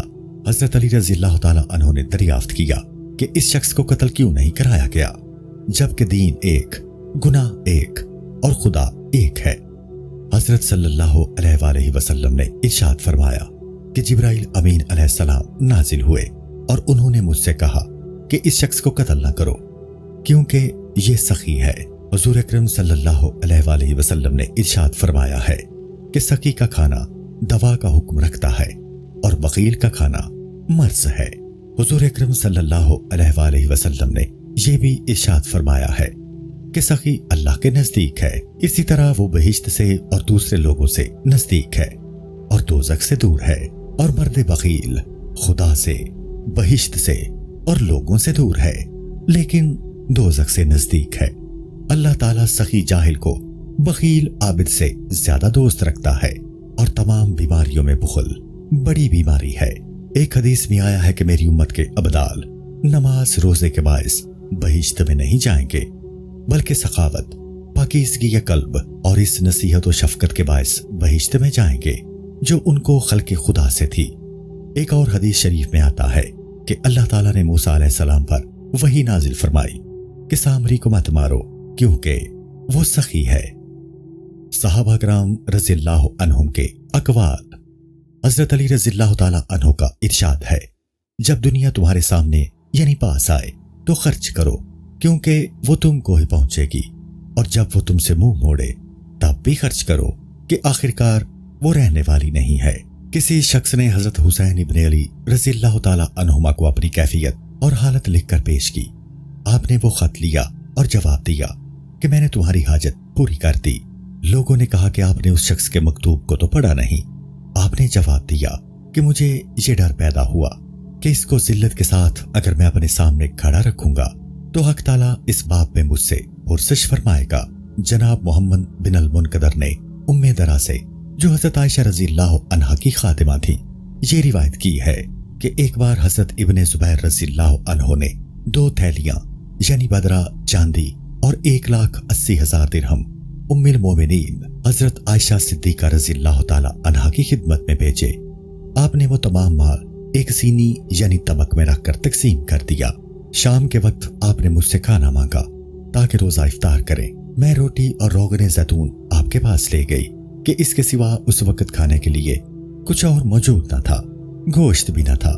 میں نے عرض کیا کہ اتنی رقم آپ کے پاس آئی تھی اور آپ نے وہ تمام رقم خرچ کر دی، آپ نے 1 درہم کا گوشت ہی ہمارے لیے منگا لیا ہوتا۔ ام المومنین رضی اللہ عنہا نے فرمایا، اگر تم یاد دلاتی تو میں ضرور منگا لیتی۔ جب حضرت امیر معاویہ رضی اللہ تعالی عنہ مدینہ منورہ میں آئے تو حضرت حسین رضی اللہ تعالی عنہ نے حضرت حسن رضی اللہ تعالی عنہ سے کہا کہ ان کے سلام کو نہ جائے۔ حضرت حسن رضی اللہ تعالی عنہ نے فرمایا، ہم مکروز ہیں۔ چنانچہ جب امیر معاویہ رضی اللہ عنہ مدینہ منورہ سے واپس ہونے لگے تو حضرت حسن رضی اللہ عنہ ان کے پاس پہنچے اور اپنے مکروز ہونے کا حال ان سے بیان کیا۔ امیر رضی اللہ عنہ کے پیچھے ایک اونٹ آ رہا تھا جس پر بیت المال کا روپیہ بار کیا ہوا تھا۔ امیر معاویہ رضی اللہ عنہ نے دریافت کیا کہ اس اونٹ پر کیا ہے؟ عمال نے کہا روپیہ ہے، 80,000 دینار ہیں۔ امیر معاویہ رضی اللہ تعالی عنہ نے کہا کہ یہ تمام روپیہ حضرت حسن رضی اللہ تعالی عنہ کو دے دو تاکہ وہ اپنا قرض ادا کر دیں۔ حکایت: شیخ ابو الحسن مدائنی کہتے ہیں حضرات حسین و حسن اور عبداللہ بن جعفر رضی اللہ عنہم تینوں حج کے لیے جا رہے تھے۔ توشہ اور زاد راہ کا اونٹ بہت پیچھے رہ گیا تھا۔ بھوک اور پیاس سے بیتاب ہو کر یہ حضرات راستہ میں ایک بڑھیا کے خیمہ میں گئے اور اس سے کہا ہم کو بہت پیاس لگی ہے، کچھ پینے کو دو۔ اس نے ایک بکری کا دودھ نکال کر ان حضرات کو پیش کیا۔ دودھ پی کر انہوں نے کہا کہ کچھ کھانے کے لیے لاؤ۔ پیرزال نے کہا کہ کھانے کو تو کچھ موجود نہیں ہے، تم اس بکری کو ذبح کر کے کھا لو۔ ان حضرات نے ایسا ہی کیا۔ کھانے پینے سے فارغ ہو کر انہوں نے کہا کہ ہم قریشی ہیں، جب سفر سے واپس آئیں گے تو تم ہمارے پاس آنا، ہم تمہاری اس مہربانی کا عوض دیں گے۔ یہ کہہ کر یہ حضرات آگے روانہ ہو گئے۔ جب اس پیرزن کا شوہر آیا تو ناراض ہوا کہ تم نے بکری ایسے لوگوں کی خاطر ذبح کرا دی جن سے نہ ہماری واقفیت تھی اور نہ دوستی۔ اس واقعہ کو کچھ مدت گزر گئی۔ اس پیرزال اور اس کے خاوند کو ناداری نے پریشان کیا۔ یہ تباہ حال خاندان مدینہ منورہ پہنچا۔ یہ لوگ اونٹ کی لید چن چن کر بیچنے لگے تاکہ اپنا پیٹ بھر سکیں۔ ایک دن یہ عورت کہیں جا رہی تھی۔ حضرت حسن رضی اللہ عنہ اپنے مکان کی ڈیوٹی پر کھڑے تھے۔ آپ نے اس پیرزال کو پہچان لیا اور اس عورت کو روک کر فرمایا، اے بڑھیا، تو مجھے پہچانتی ہے؟ اس نے کہا، نہیں، میں آپ کو نہیں جانتی۔ آپ نے فرمایا کہ میں وہی ہوں جو فلاں روز تیرا مہمان ہوا تھا۔ اس نے کہا، اچھا، آپ وہ ہیں؟ اس کے بعد آپ نے اس عورت کو 1000 بکریاں اور 1000 دینار مرحمت کیے اور اپنے غلام کے ہمراہ اس کو حضرت حسین رضی اللہ تعالی عنہ کے پاس بھیجا۔ آپ نے عورت سے پوچھا کہ اے پیرزال، میرے بھائی صاحب نے تجھے کیا دیا؟ اس نے کہا 1000 بکریاں اور 1000 دینار عطا فرمائے ہیں۔ حضرت حسین رضی اللہ تعالی عنہ نے بھی اسی قدر انعام اس کو دیا اور اپنے غلام کے ہمراہ اپنے بھائی عبداللہ ابن جعفر رضی اللہ تعالی عنہ کے پاس بھیجا۔ انہوں نے اس بوڑھی عورت سے دریافت کیا کہ حسنین رضی اللہ تعالی عنہما نے تجھے کتنا مال دیا ہے؟ اس عورت نے کہا کہ دونوں حضرات نے 2000 بکریاں اور 2000 دینار عنایت فرمائے۔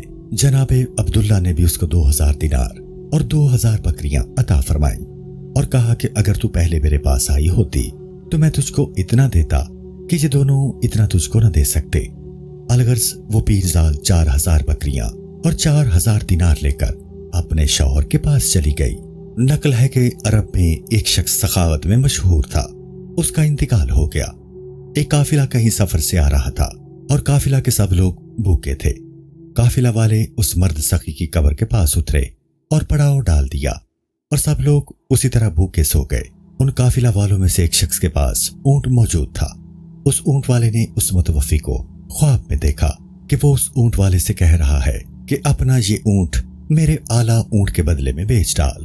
اس نے کہا، اچھا، اور خواب ہی میں اس کاروانی نے اپنا اونٹ اس متوفی کے ہاتھ بدلہ میں بیچ دیا۔ جب وہ شخص خواب سے بیدار ہوا تو اس نے اپنے اونٹ کو ذبح کر ڈالا۔ دوسرے لوگ بھی جاگ گئے، دیکھا کہ اونٹ ذبح کیا ہوا پڑا ہے۔ سب لوگوں نے اس کو پکا کر کھایا۔ کھانا کھا کر جب یہ قافلہ روانہ ہوا تو راستہ میں ایک شخص اس قافلہ سے ملا اور اس قافلہ کے ایک شخص نے اس شخص کا نام لے کر پکارا جس نے خواب میں اونٹ بیچا تھا۔ قافلہ والا نے اس شخص سے کہا، کیا تم نے فلاں شخص سے اپنے اونٹ کے عوض ایک اچھا اونٹ خریدا ہے؟ اس شخص نے کہا، ہاں، خریدا تو ہے، لیکن یہ خریداری خواب میں ہوئی ہے۔ اور پھر اس نے اپنا خواب اس قافلہ والے کو سنایا۔ قافلہ والے نے کہا، تم نے خواب میں جو اونٹ خریدا ہے وہ یہی اونٹ ہے، اس کو تم لے لو، کیونکہ میں نے خواب میں دیکھا ہے کہ میرے باپ نے مجھ سے کہا ہے کہ اگر تم میرا بیٹا ہے تو میرے پاس اس اونٹ کو فلاں شخص کے حوالے کر دے۔ روایت شیخ ابو سعید خرقوشی رحمۃ اللہ تعالی علیہ سے روایت ہے کہ مصر میں ایک شخص فقیروں پر خرچ کرنے کے لیے کچھ جمع کرتا رہتا تھا۔ ایک شخص کے یہاں لڑکا پیدا ہوا۔ یہ شخص بالکل نادار تھا۔ یہ نادار شخص اس فقیر دوست شخص کے پاس آیا کہ اسے کچھ مل جائے۔ وہ اس باپ کے ساتھ ہو گیا اور ہر ایک سے سوال کیا، لیکن کچھ بھی نہ مل سکا۔ پھر وہ مجھے ایک قبر پر لے گیا اور کہا کہ حق تعالیٰ تم پر اپنی رحمت نازل کرے۔ تم فقیروں کے لیے تکلیف اٹھاتے تھے اور جو کچھ ان کو ضرورت ہوتی تھی وہ تم پوری کرتے تھے۔ آج کے دن اس شخص کے بچے کے لیے میں نے بہت کوشش کی کہ کہیں سے کچھ مل جائے، لیکن کچھ نہیں ملا۔ یہ کہہ کر وہ شخص اٹھا اور اس نے 1 دینار نکالا اور اس کے 2 حصے کیے۔ نصف دینار مجھے دیا اور کہا کہ میں تجھے یہ نصف دینار قرض دیتا ہوں تاکہ تیرا کچھ کام ہو جائے۔ جس شخص نے یہ نصف دینار دیا تھا اس کو محتسب کہتے تھے۔ شخص نادار کا کہنا ہے کہ میں نے وہ نصف دینار لے لیا اور بچہ کا کچھ کام نکالا۔ محتسب نے اس مرحوم کو جس کی قبر پر وہ گیا تھا خواب میں دیکھا اور محتسب سے اس مرد سخی نے کہا کہ تم نے میری قبر پر آ کر جو کچھ کہا میں نے وہ سنا، لیکن ہم مردوں کو جواب دینے کی اجازت نہیں ہے۔ اب تم میرے گھر جاؤ اور میرے بچوں سے کہو کہ گھر میں چولہے کے پاس کھو دیں، وہاں 500 دینار گڑے ہیں، وہ نکال کر اس شخص کو دے دو جس شخص کے یہاں بچہ پیدا ہوا ہے۔ محتسب بیدار ہو کر اس سخی کے گھر پہنچا اور خواب کی بات بتائی۔ چولہے کے پاس کھودا گیا تو 500 دینار نکلے۔ محتسب نے کہا کہ میری خواب کا کچھ اعتبار نہیں ہے، یہ روپیہ تمہاری ملک ہے، تم ہی اس کو رکھو۔ انہوں نے جواب دیا کہ وہ شخص جو مر چکا ہے وہ تو سخاوت کر رہا ہے، تو کیا ہم زندہ بخل سے کام لیں اور بخیلی کریں؟ تم اس روپے کو لے جاؤ اور اس شخص کو دے دو جس کے یہاں بچہ پیدا ہوا ہے۔ محتسب وہ نقدی لے کر اس کے پاس گیا جس کو نصف دینار قرض دیا تھا۔ اس نے 500 دیناروں میں سے صرف 1 دینار لے لیا اور اس کے 2 حصے کیے اور نصف دینار قرض کے عوض مجھے دے کر کہنے لگا یہ تم لو اور یہ نصف دینار فقیروں میں تقسیم کر دو کہ مجھے اس سے زیادہ درکار نہیں جو کل تم نے مجھے دیا تھا۔ شیخ ابو سعید رحمۃ اللہ تعالی علیہ کہتے ہیں کہ میں یہ فیصلہ نہیں کر سکتا کہ ان سب لوگوں میں سب سے بڑا سخی کون تھا۔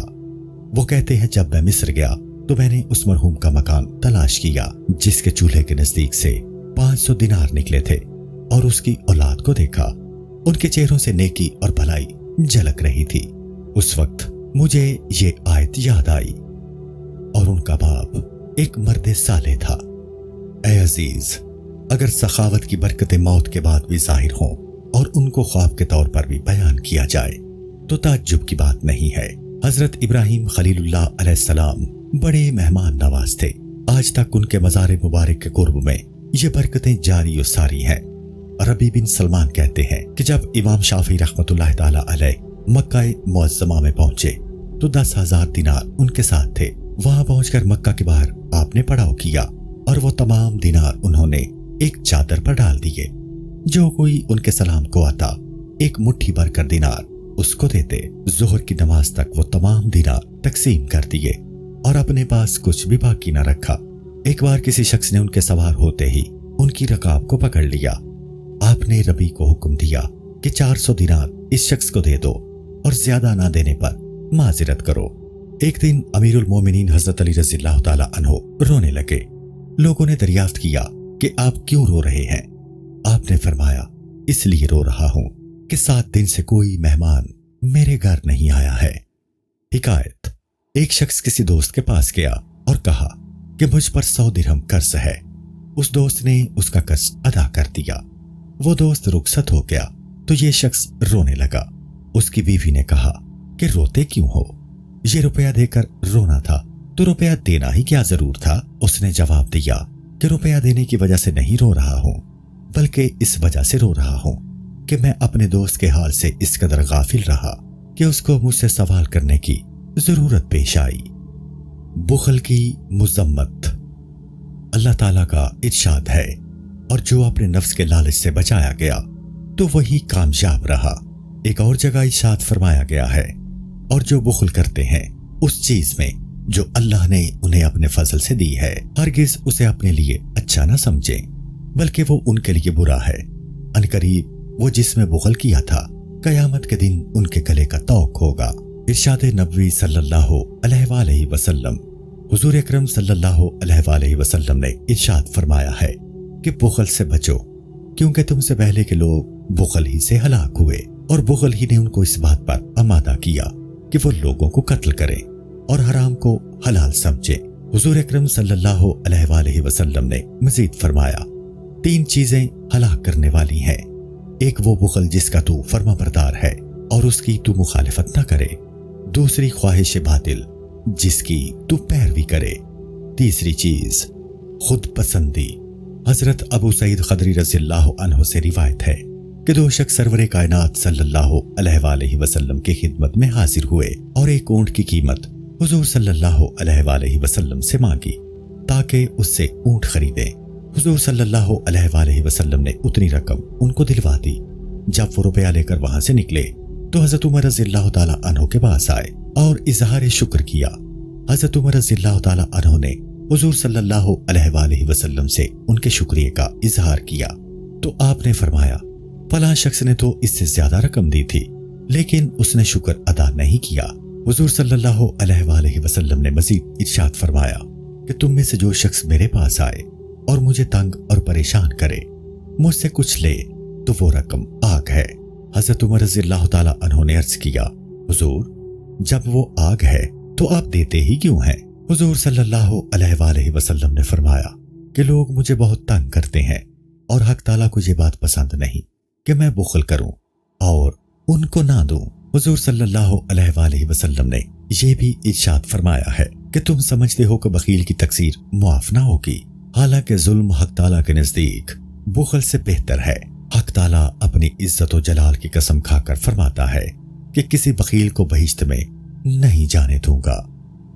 रिवायत है कि एक रोज हुजूर सल्लल्लाहु अलैहि वसल्लम तवाफ कर रहे थे।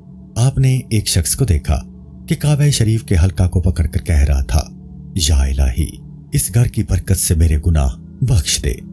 हुजूर सल्लल्लाहु अलैहि वसल्लम ने उससे दरियाफ्त किया कि तेरा गुनाह क्या है? उसने कहा, मेरा गुनाह इतना अजीम है कि बयान नहीं कर सकता।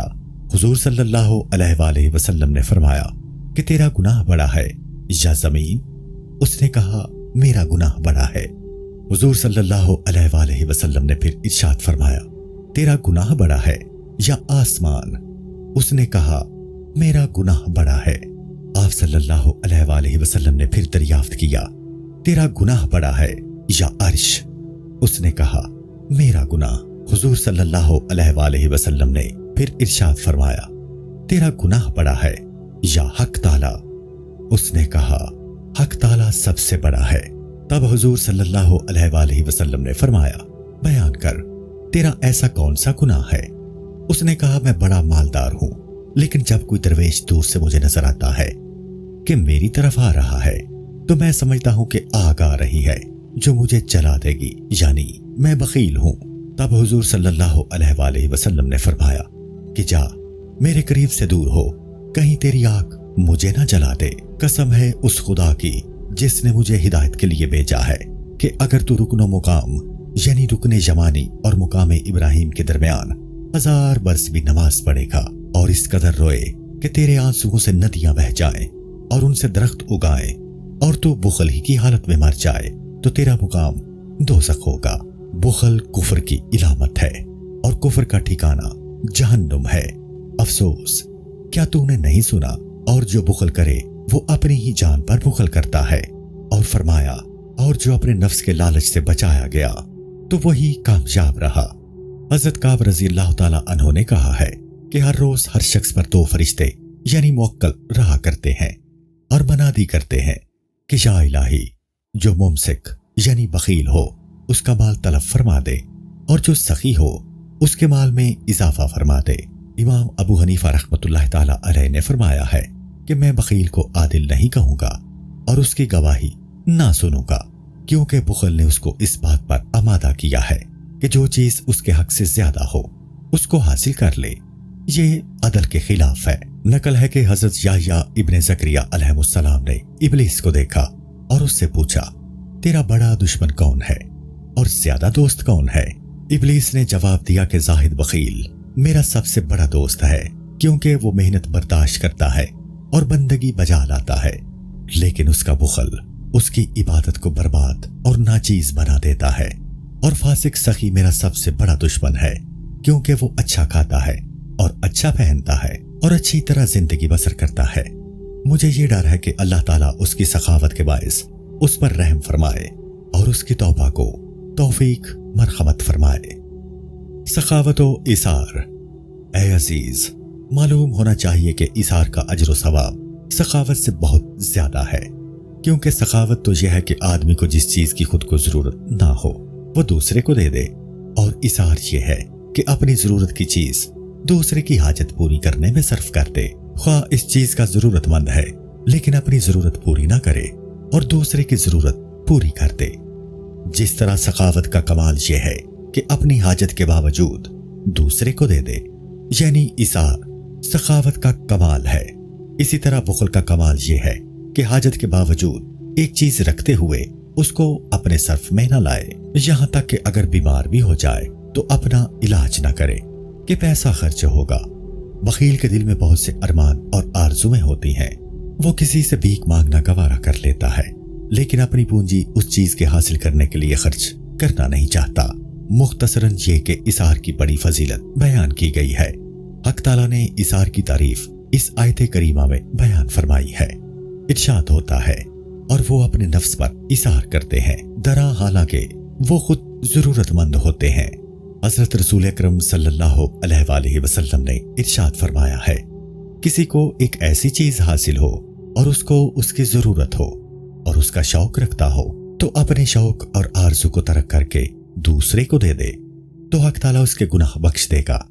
حضرت ام المومنین حضرت عائشہ صدیقہ رضی اللہ تعالی عنہا نے فرمایا ہے کہ حضور اکرم صلی اللہ علیہ وآلہ وسلم کے گھر میں ہم نے کبھی 3 دن مسلسل سیر ہو کر کھانا نہیں کھایا، حالانکہ ہم کھا سکتے تھے لیکن ہم اثار کیا کرتے تھے۔ ایک بار حضور اکرم صلی اللہ علیہ وآلہ وسلم کے پاس ایک مہمان آیا، اس وقت آپ کے گھر میں کچھ موجود نہ تھا کہ اس مہمان کو کھلایا جاتا۔ ایک انصاری اس شخص کو اپنے گھر لے گئے، وہاں بھی کھانا تھوڑا سا موجود تھا۔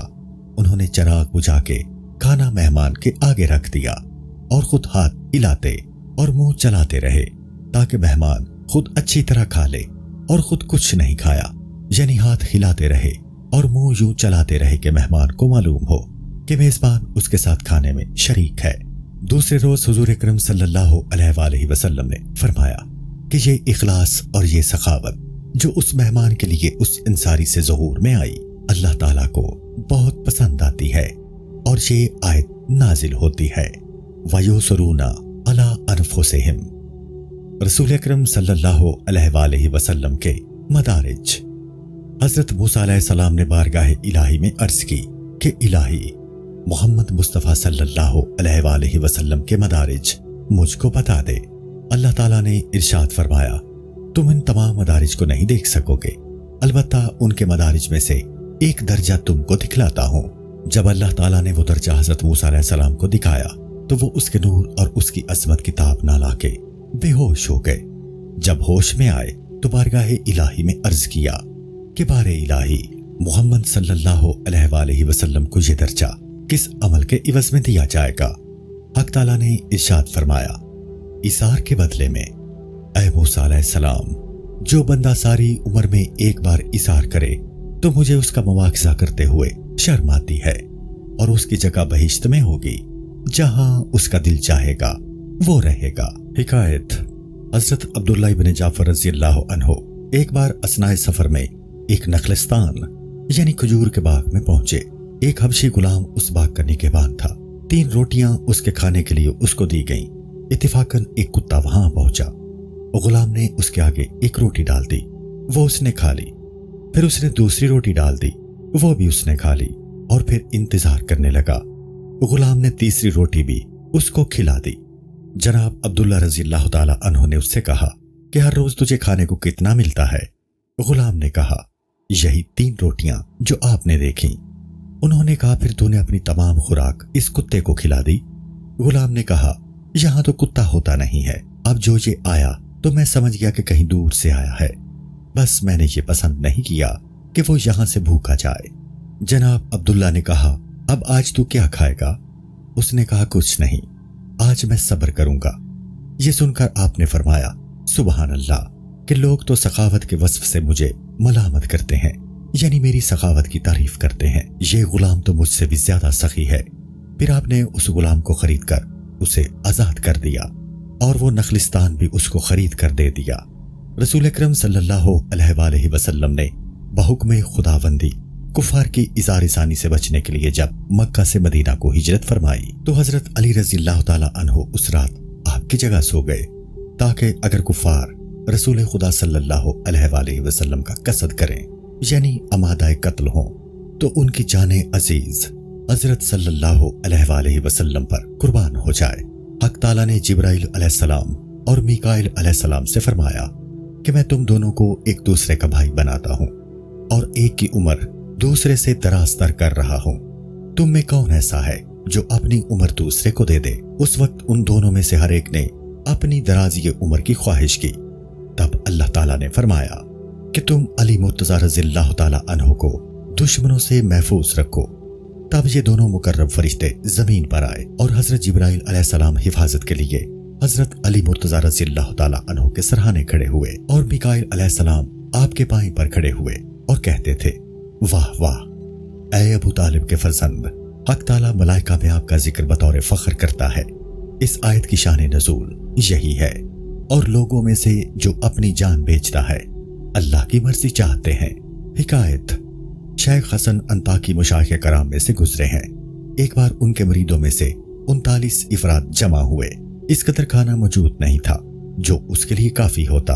चंद रोटियां मौजूद थीं। उनके टुकड़े करके दस्तरखान पर रख दिए गए और चिराग बुझा दिया गया।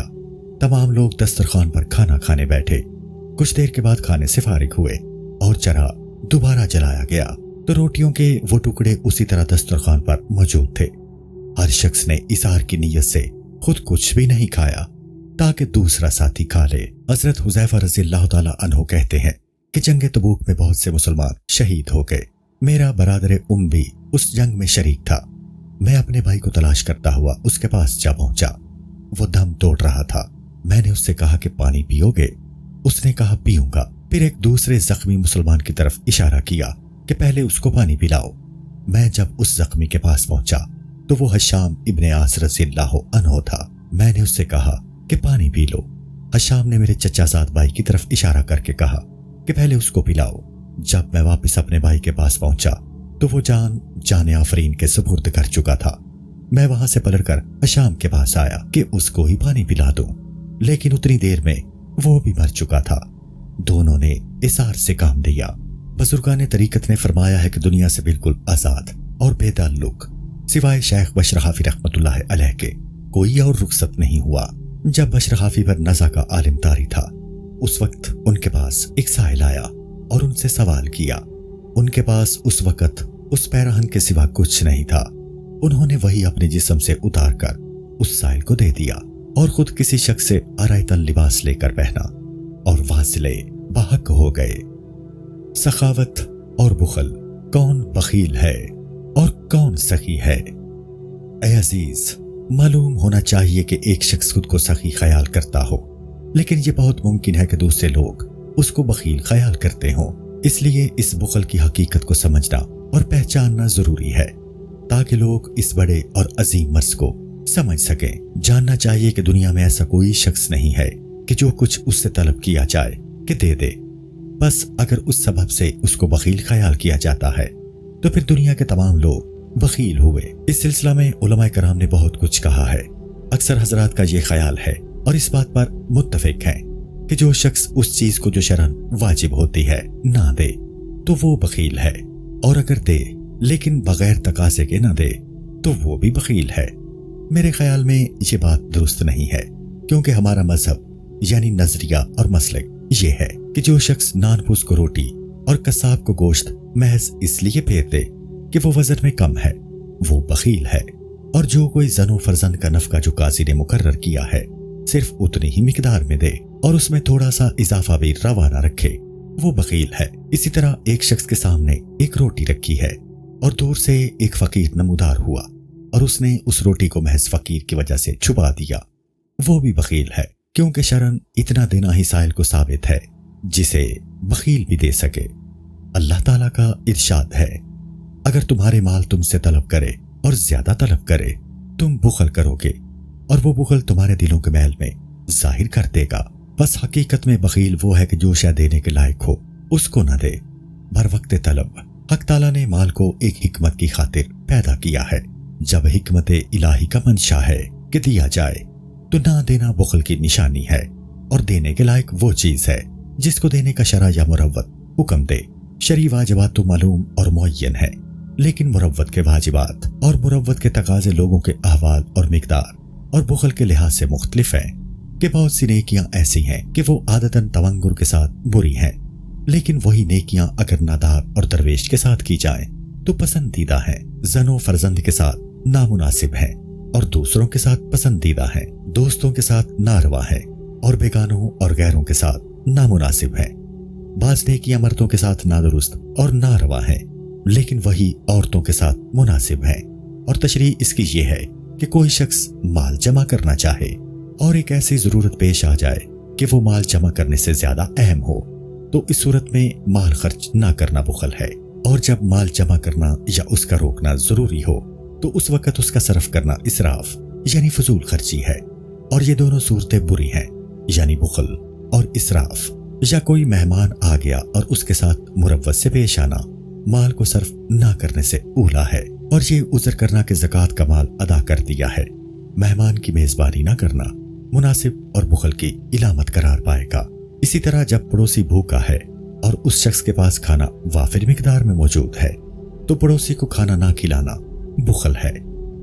सवाबे आखिरत की तलब। जब कोई शख्स शरई वाजिबात अदा कर चुके और वाजिबात मुरव्वत की अदायगी से भी फारिग हो जाए और अब भी उसके पास माल काफी मौजूद है, तो उस वक्त खैरात और सदकात करके सवाबे आखिरत का हासिल करना जरूरी है। अगरचे आफात के लिहाज से माल का पास रखना भी जरूरी है, लेकिन हुसूल सवाब और तलबे सवाब के मुकाबला में माल को खर्च न करना बुजुर्गान दीन के नजदीक बुखल की इलामत है। अगरचे अवाम के नजदीक ये बुखल नहीं, क्योंकि अवामुन्नास की नजर अक्सर दुनियावी मामलात पर रहती है और ये बात हर एक नुक्ता नजर से मुख्तलिफ होगी। बस अगर किसी शख्स ने वाजिबात शरिया और वाजिबात मुरव्वत को पूरा करना ही काफी समझा तो वो बुखल से तो बच गया, लेकिन सखावत का दर्जा हासिल नहीं हुआ। यह दर्जा उस वक्त मिलेगा कि वाजिबात मुरव्वत ज्यादा खर्च करे, और उसमें वो जितना ज्यादा खर्च करेगा उसी कदर उसका मर्तबा सखावत में बढ़ेगा और अजर पाएगा। ख्वाह मिकदार के एतबार से वो माल थोड़ा हो या बहुत, उसको सखी कहेंगे। बलफाज दीगर सखी उसको कहेंगे जिसको दूसरे पर सर्फ करना और देना दुश्वार ना हो, और अगर वो तकल्लुफ और बनावट के साथ खर्च कर रहा है तो वो सखी नहीं है। अगर वो खर्च करके तारीफ शुक्र और इवज की उम्मीद रखेगा तब भी उसको सखी नहीं कहा जाएगा। सखी और करीम हकीकत में वो शख्स है कि बगैर किसी मतलब और गर्ज के दूसरे को माल दे, और ये इंसान के बस की बात नहीं है, क्योंकि ये सिफ्त खुदावन ताला की है। अलबत्ता जब इंसान सवाब आखिरत और नेक नामी पर इक्तिफा करे, यानी इवज और बदला ना चाहे, तो मजाजन उसको सखी कहा जा सकता है, क्योंकि बिलफेल वो अपने माल के खर्च करने का कुछ इवज नहीं चाहता है। दुनियावी सखावत इसी को कहते हैं। दीनी सखावत यह है कि खुदा की मोहब्बत में अपनी जान निसार करे और सवाबे आखिरत का उसके इवज तालिब और उम्मीदवार ना हो, बल्कि सिर्फ हक ताला की मोहब्बत इस जान सिपारी का बायस हो, और खुद को फिदा करना अपना फर्ज ऐन समझे और उसको एक बड़ी नेमत और लज्जत समझे, क्योंकि जब किसी बात की उम्मीद रखी जाएगी तो वो मुआवजा होगा, सखावत नहीं होगी। बुखल का इलाज। मालूम होना चाहिए कि बुखल का इलाज भी इल्मो अमल से मुरक्कब है। अमली इलाज यह है कि पहले बुखल का सबब पहचाना जाए, सबब मालूम किया जाए, क्योंकि जब तक मर्ज का सबब मालूम ना हो उसका इलाज नहीं हो सकता। हकीकत में बुखल का सबब नफसानी ख्वाहिश की मोहब्बत है कि इसके बगैर इंसान माल के हुसूल में तगोदाव नहीं कर सकता, और इसी के साथ मुद्दतों तक जीने और जिंदा रहने की आरजू और उम्मीद भी होती है। क्योंकि अगर बखील ये समझ ले कि उसकी उम्र एक दिन या एक साल से ज्यादा बाकी नहीं है, तो इस सूरत में माल का खर्च करना उस पर आसान हो जाएगा। अलबत्ता अगर साहिब औलाद है तो फिर औलाद की जिंदगी ही को वो अपनी जिंदगी के मानिंद समझेगा, और फिर उसके बुखल में और भी शिद्दत पैदा हो जाएगी। इसी वजह से रसूल अकरम सल्लल्लाहु अलैहि वसल्लम ने फरमाया है कि फरजंद बुखल, बुज़दिली और जाहल का सबब होता है। कभी ऐसा भी होता है कि माल की मोहब्बत से एक बड़ी ख्वाहिश पैदा हो, या माल की मोहब्बत इस कदर बढ़ जाए कि वो ख्वाहिश नफ्स ना रहे बल्कि माल उसका महबूब बन जाए। हमने बहुत से ऐसे बूढ़े लोगों को देखा है कि उनकी जितनी उम्र बढ़ती है उतना ही ज्यादा वो माल फराहम करते हैं, हालांकि उनको जमीन से जो कुछ हासिल होता है जमींदारी की आमदनी है। उस माल के अलावा जो उन्होंने जमा किया है इतना है कि वो उनके अहलो अयाल को कयामत तक के लिए काफी है। और उनकी हालत ये है कि बीमार पड़ते हैं तो दवा दारू तक नहीं करते, ना माल की ज़कात देते हैं, ज़रो माल को जमीन में दफन करके रखते हैं, हालांकि वो अच्छी तरह जानते हैं कि आखिरकार मर जाएंगे और इस माल को दुश्मन अपने कब्जे में रख लेंगे। लेकिन उनका बुखल उनको खर्च करने से रोकता है। ये एक ऐसा बुरा मर्ज है कि इसका इलाज हो ही नहीं सकता। बुखल का इलाज। जब तुमको बुखल का ये सबब मालूम हो गया तो इस ख्वाहिश नफ्स की मोहब्बत का इलाज कनात और तर्के आरज़ू के जरिए किया जा सकता है, ताकि आदमी माल से बेपरवाह हो जाए। अब रही जिंदगी दराज की उम्मीद, तो इसका इलाज ये है कि आदमी हर वक्त मौत को याद करे और अपने हम जिन्सों पर नजर करे कि वो भी उसी की तरह गाफिल थे और अचानक उनको मौत ने आ दबाया और हसरत अपने साथ ले गए और उसके माल को उसके दुश्मनों ने बड़े मजे और खुशी के साथ आपस में तकसीम कर लिया। औलाद के गुर्बत में गिरफ्तार हो जाने के खतरे का इलाज ये है कि आदमी ये यकीन रखे कि जिस खालिक ने इनको पैदा किया है उसने उनका रिस्क भी मुकर्रर कर दिया है। अब अगर उनके नसीब में मुफलसी है तो बुखल करके उनको तवांगर नहीं बनाया जा सकता, बल्कि वो इस दौलत को बर्बाद कर डालेंगे कि वो उनके नसीब में तो है नहीं। और अगर मालदार होना उनकी किस्मत में है तो कहीं ना कहीं से माल उनको मिल जाएगा और वो तवांगर बन जाएंगे। और तुमने ये बात मुशाहिदा की होगी कि बहुत से ऐसे मालदार लोग मौजूद हैं जो बाप से मिरास में कुछ भी नहीं पा सके थे, और बहुत से ऐसे लोगों को तुमने देखा होगा कि बाप से तरका और मिरास में बहुत कुछ पाया, लेकिन सबका सब माल बर्बाद कर दिया और मोहताज के मोहताज ही रहे।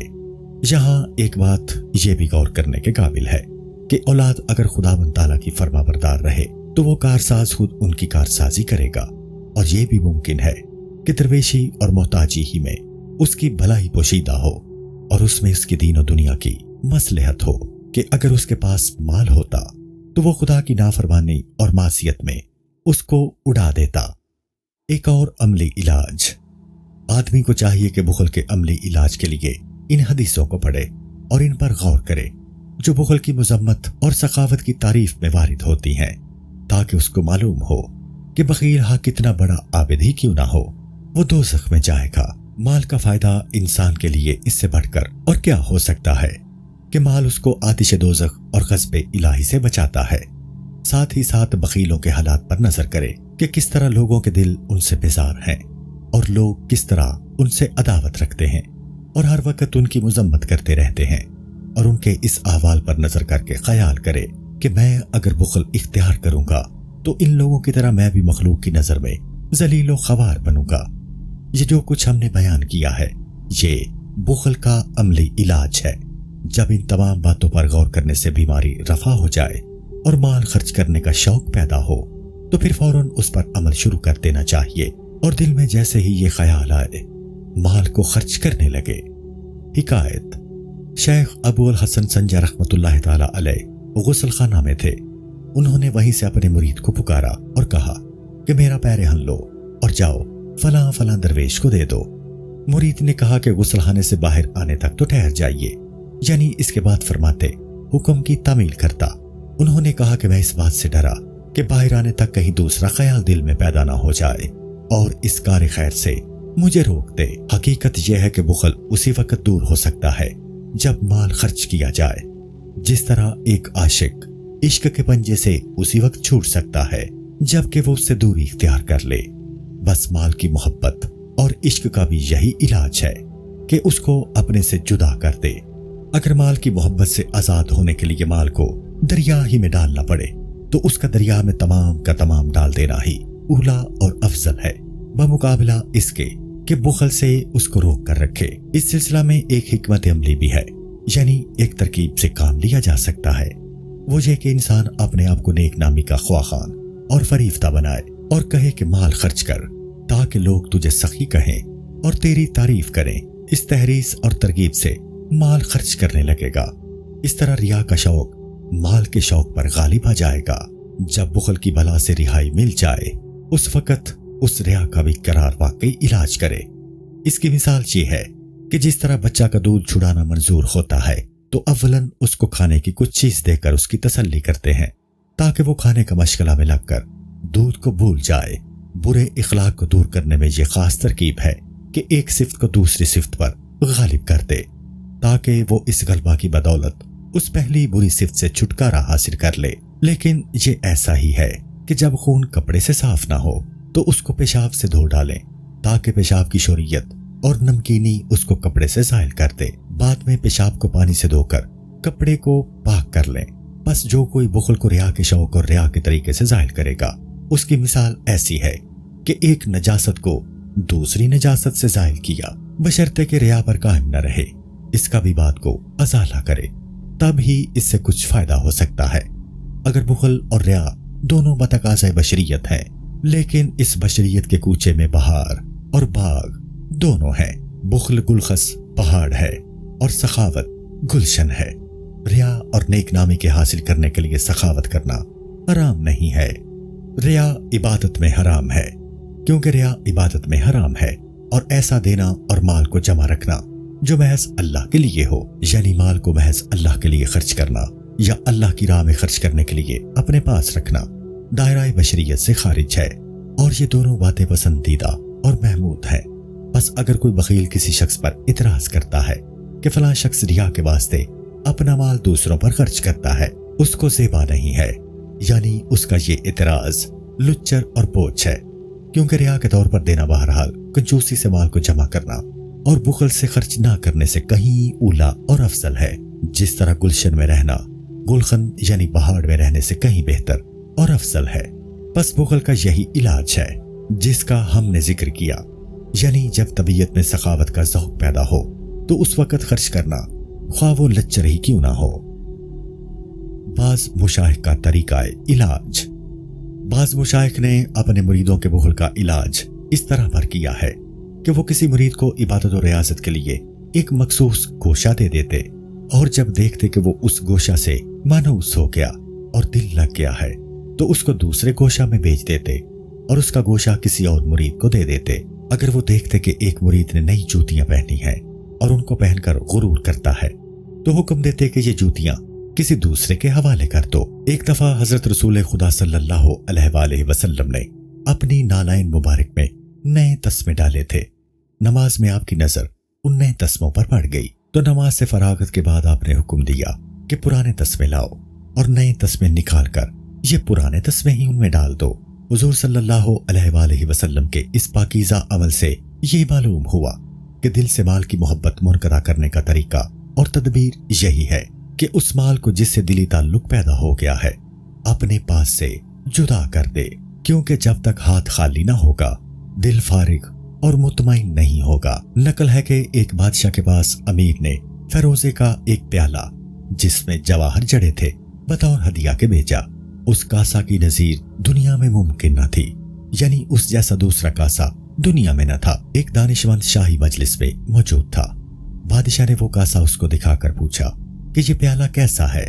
دانشمند نے کہا یہ پیالہ آپ کے لیے یا تو غم کا سبب ہوگا یا مفلسی کا، یعنی اس پیالہ کے آنے سے پہلے آپ ان دونوں باتوں سے بے فکر تھے۔ اگر یہ ٹوٹ جائے تو بڑی مصیبت ہوگی اور آپ سخت فکر مند ہوں گے، کیونکہ اس کا ثانی اور مثل موجود نہیں ہے، اور دوسرا ہاتھ آنا محال ہے، اور اگر یہ چوری چلا جائے تو جب تک دوسرا نہ ملے آپ اس پیالہ کے اعتبار سے مفلس اور کلانچ ہوں گے۔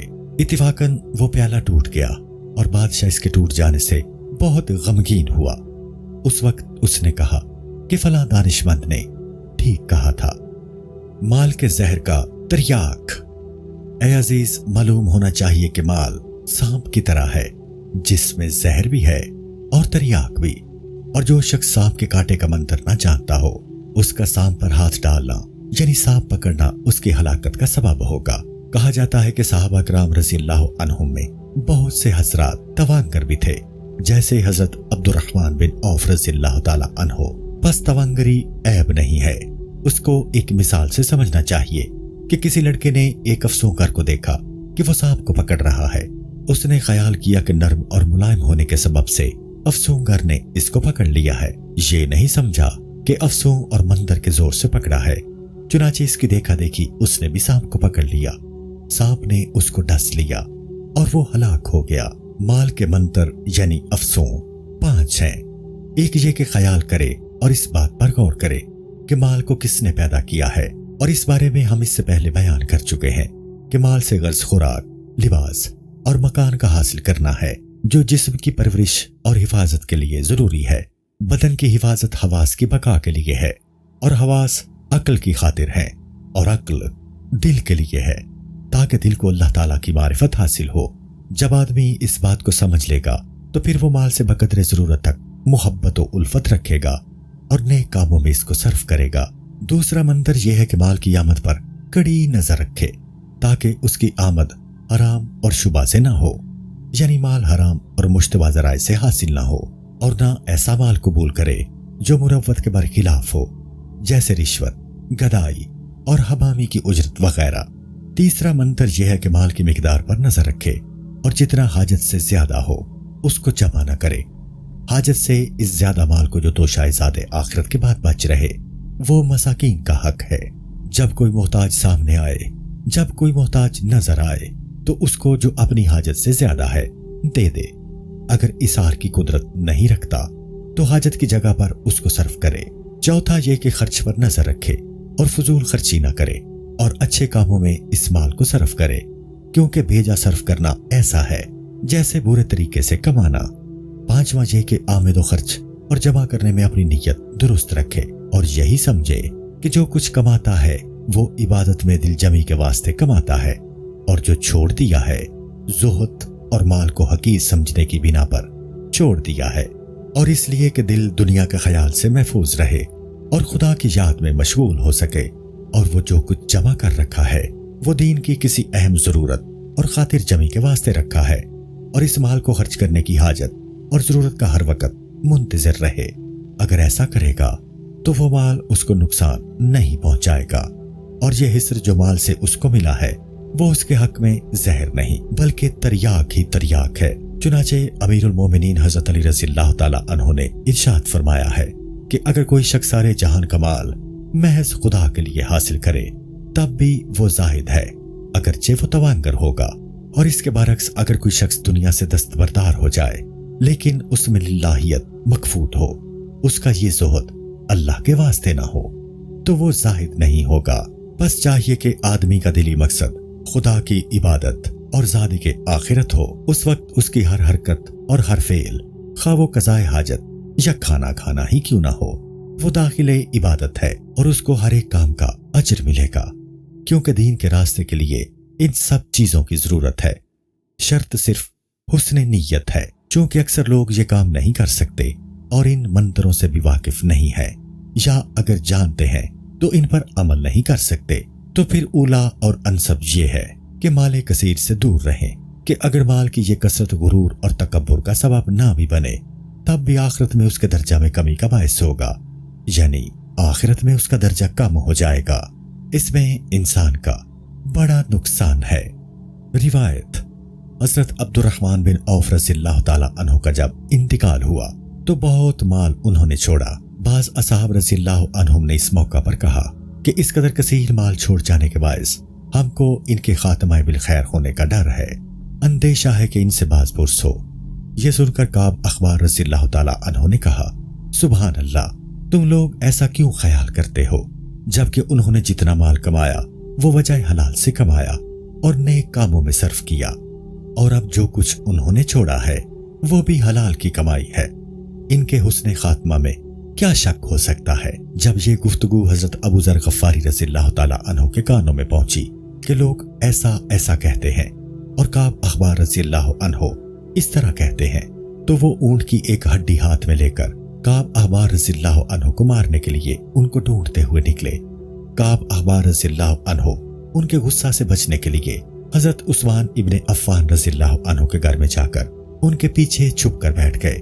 हजरत अबू ज़र रज़ियल्लाहु ताला अन्हु उनके पीछे पीछे वहां पहुंचे और उनसे कहा कि तुमने ऐसी बात कही है कि जो माल अब्दुर्रहमान बिन औफ रज़ियल्लाहु ताला अन्हु ने छोड़ा है इससे कुछ नुकसान नहीं। हालांकि रसूल अकरम सल्लल्लाहु अलैहि वसल्लम एक रोज कोहे उहद की जानिब तशरीफ ले जा रहे थे और मैं आपकी खिदमत में मौजूद था, تو آپ نے ارشاد کیا، اے ابو ذر رضی اللہ عنہ، میں نے عرض کیا، یا رسول اللہ صلی اللہ علیہ وآلہ وسلم، میں حاضر ہوں۔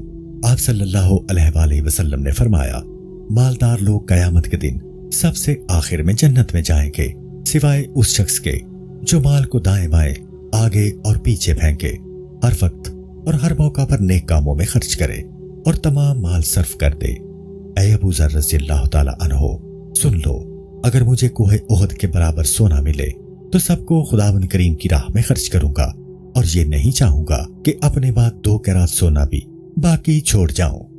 تو جب حضور اکرم صلی اللہ علیہ وآلہ وسلم نے ایسا فرمایا ہے تو تم نے ایسا کہنے کی کس طرح جرأت کی؟ تم جھوٹے ہو۔ کعب احبار رضی اللہ تعالی عنہ نے ان کی اس بات کا کوئی جواب نہیں دیا اور خاموش رہے۔ نقل ہے کہ ایک بار یمن سے حضرت عبد الرحمن بن عوف رضی اللہ تعالی عنہ کے اونٹوں کا کارواں آیا۔ تمام مدینہ میں ایک شور برپا ہو گیا۔ حضرت عائشہ رضی اللہ تعالی عنہا نے دریافت فرمایا، یہ شور کیسا ہے؟ آپ کو بتایا گیا کہ حضرت عبد الرحمن بن عوف رضی اللہ تعالی عنہ کا کارواں آیا ہے۔ یہ سن کر آپ نے فرمایا کہ رسول اکرم صلی اللہ علیہ وآلہ وسلم نے سچ فرمایا تھا۔ حضرت عبد الرحمن رضی اللہ تعالی عنہ حضرت عائشہ رضی اللہ عنہا کی یہ بات سن کر بہت متفکر ہوئے۔ حضرت عائشہ رضی اللہ تعالی عنہا نے فرمایا کہ مجھ سے حضور صلی اللہ علیہ وآلہ وسلم نے ایک دن فرمایا کہ مجھے بہشت دکھائی گئی۔ آپ نے اپنے اصحاب میں سے ان لوگوں کو جو درویش یعنی غریب و نادار تھے دیکھا کہ وہ بڑی تیزی کے ساتھ ان کی طرف دوڑ رہے تھے۔ ان میں سے کسی توانگر صحابہ کو میں نے سوائے عبد الرحمن کے نہیں دیکھا، مگر وہ بھی گرتے پڑتے بہشت کے دروازے تک پہنچ سکے۔ یہ سن کر حضرت عبد الرحمن رضی اللہ تعالی عنہ نے ان تمام اونٹوں کو سامان کے اللہ تعالیٰ کی راہ میں دے دیا، اور آپ کے پاس جتنے بھی غلام تھے ان سب کو آزاد کر دیا تاکہ وہ بھی درویشوں کے ساتھ جنت میں داخل ہو سکیں۔ رسول خدا صلی اللہ علیہ وآلہ وسلم نے حضرت عبد الرحمن بن عوف رضی اللہ تعالی عنہ سے فرمایا تھا کہ میری امت کے توانگروں میں تم پہلے بہشت میں جاؤ گے، لیکن جدوجہد کے بعد اس میں داخل ہو سکو گے۔ صحابہ کرام رضی اللہ عنہم میں سے ایک صحابی کا ارشاد ہے کہ میں نہیں چاہتا کہ میں ہر روز 1000 دینار حلال روزی سے کماؤں اور خدا کی راہ میں صرف کر دوں، ہر چند کہ اس کے باعث میری نماز میں خلل بھی واقع نہ ہو۔ لوگوں نے دریافت کیا کہ اس کا کیا سبب ہے؟ انہوں نے فرمایا کہ اس مال کے باعث مجھ سے سوال کیا جائے گا کہ اے بندے، تو نے مال کہاں سے کمایا اور کس کام میں صرف کیا؟ مجھ میں اس سوال و جواب کی طاقت نہیں ہے۔ حضور اکرم صلی اللہ علیہ وآلہ وسلم نے ارشاد فرمایا ہے کہ قیامت کے دن ایک ایسے شخص کو لایا جائے گا جس نے مال حرام کمایا اور حرام کاموں میں اس کو صرف کیا، اس کو دوزخ میں بھیج دیا جائے گا۔ پھر ایسے دوسرے شخص کو لائیں گے جس نے مال کسب حلال سے کمایا لیکن حرام میں خرچ کیا، اس کو بھی دوزخ میں بھیج دیا جائے گا۔ پھر تیسرے ایسے شخص کو لایا جائے گا جس نے مال حرام جمع کیا اور اس کو وجہ حلال میں صرف کیا، اس کو بھی دوزخ میں بھیج دیا جائے گا۔ پھر ایسا چوتھا شخص لایا جائے گا جس نے مال کسب حلال سے کمایا اور نیک کام میں صرف کیا، اس وقت حکم ہوگا کہ اس شخص کو روکو کہ اس نے ممکن ہے کہ مال کی تلاش و طلب طہارت میں تقصیر کی ہو، یا رکوع و سجود میں کوتاہی کی ہو، یا شرائط کے مطابق وقت پر نماز ادا نہ کی ہو۔ تب وہ شخص کہے گا، بار الہی، میں نے یہ مال حلال طریقے پر کمایا اور نیک کام میں اس کو صرف کیا ہے، میں نے اس کی وجہ سے کسی فرض کی ادائیگی میں تقصیر نہیں کی ہے، نہ میں نے اس مال پر فخر کیا ہے۔ تب اس سے کہا جائے گا کہ تیرے پاس سواری کا گھوڑا تھا اور زرق برق پوشاک، پھر تو نے غرور اور نحوت سے کام لیا ہوگا۔ وہ جواب دے گا، یا الہی، میں نے اس مال پر کبھی فخر نہیں کیا۔ اس سے کہا جائے گا کہ شاید تو نے کبھی یتیم یا مسکین یا اپنے پڑوسی یا اپنے کسی رشتہ دار کا حق ادا نہ کیا ہوگا۔ وہ کہے گا، میں نے ان کے حق میں بھی کوتاہی نہیں کی ہے۔ تب یہ تمام لوگ آ کر اس کو گھیر لیں گے، یعنی اس کے چاروں طرف جمع ہو جائیں گے اور بارگاہ رب العزت میں عرض کریں گے، بار الہی، ہم میں سے تو نے اس شخص کو اس قدر مال و نعمت عطا فرمایا، اس سے ہمارے حق کا سوال کیا جائے، اس نے ہمارا حق ادا کیا یا نہیں، اس سے پوچھا جائے۔ تب اس سے ہر ایک کے حق کی ادائیگی کے بارے میں سوال کیا جائے گا۔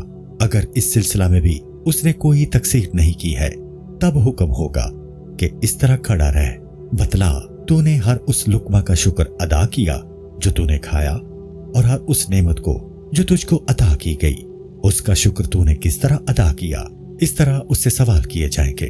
यही वजह है कि इन सवालात और इनके जवाबात से बचने के लिए बुजुर्गान दीन में किसी को मालदार बनने का शौक नहीं था, क्योंकि अगर अजाब ना भी हो तब भी इस तरह के सवालात किए जाएंगे। खुद सरवरे कौनैन सल्लल्लाहु अलैहि वसल्लम ने, जो पेशवाए उम्मत है, दरवेशी को इख्तियार किया ताकि उम्मत भी दरवेशी को बेहतर समझे। हजरत फातिमा रज़ियल्लाहु अन्हा की उसरत। हजरत इमरान बिन हुसैन रज़ियल्लाहु अन्हु फरमाते हैं कि मुझे रसूलुल्लाह सल्लल्लाहु अलैहि वसल्लम की कुर्बत का शर्फ हासिल था, यानी हर वक्त आपकी खिदमत में हाजिर रहता था। एक रोज हुजूर अकरम सल्लल्लाहु अलैहि वसल्लम ने फरमाया, चलो फातिमा रज़ियल्लाहु अन्हा की इजाजत कराएं। जब हम हजरत फातिमा रज़ियल्लाहु अन्हा के दरवाजे पर पहुंचे तो हुजूर सल्लल्लाहु अलैहि वसल्लम ने दरवाजा पर दस्तक दी और फरमाया, मेरे साथ एक और शख्स भी है। हजरत फातिमा रज़ियल्लाहु अन्हा ने फरमाया, बाबा जान, मेरे बदन पर कपड़ा नहीं है, सिर्फ एक पुरानी कमली है। आप सल्लल्लाहु अलैहि वसल्लम ने फरमाया, इस कमली से बदन को ढांप दो। हजरत फातिमा रज़ियल्लाहु अन्हा ने फरमाया कि मैंने कमली से बदन छुपा लिया है, मगर मेरा सर नंगा है। तब आप सल्लल्लाहु अलैहि वसल्लम ने एक पुरानी लुंगी हजरत फातिमा रज़ियल्लाहु अन्हा को सर ढांपने के लिए दे दी। इसके बाद घर के अंदर तशरीफ ले जाकर फरमाया, ऐ अजीज बेटी, तुम्हारा क्या हाल है? उन्होंने जवाब दिया कि मैं बहुत बीमार और दर्दमंद हूँ, और मेरी बीमारी की शिद्दत की वजह यह है कि बीमारी के बावजूद भूखी भी हूँ। मुझे खाने को कुछ नहीं मिलता, मुझ में भूख की बर्दाश्त नहीं है। ये सुनकर हुजूर सल्लल्लाहु अलैहि वसल्लम बेइख्तियार अश्कबार हो गए और फरमाया, ऐ फातिमा रज़ियल्लाहु अन्हा, बेसब्री मत करो। खुदा की कसम, 3 दिन से मुझे भी खाने को कुछ नहीं मिला है, और मेरा मर्तबा खुदावंद ताला के हुजूर में तुमसे बड़ा है। अगर मैं आसूदगी और फरागत चाहता तो हक ताला मुझे अता फरमाता, लेकिन मैंने अपने लिए आखिरत को पसंद किया है। इस इरशाद के बाद हजरत सल्लल्लाहु अलैहि वसल्लम ने अपना दस्ते अक़दस हजरत फातिमा रज़ियल्लाहु अन्हा के कंधे पर रखकर फरमाया, ऐ फातिमा रज़ियल्लाहु अन्हा, तुमको बशारत हो कि तुम जन्नत की बीबियों की सरदार हो।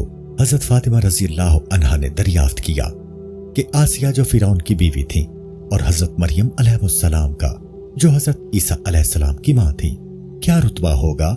हुजूर अकरम सल्लल्लाहु अलैहि वसल्लम ने फरमाया कि इनमें से हर एक तमाम दुनिया की औरतों की सरदार है, लेकिन तुम इन सब की सरदार हो और इन सब में बड़ी हो।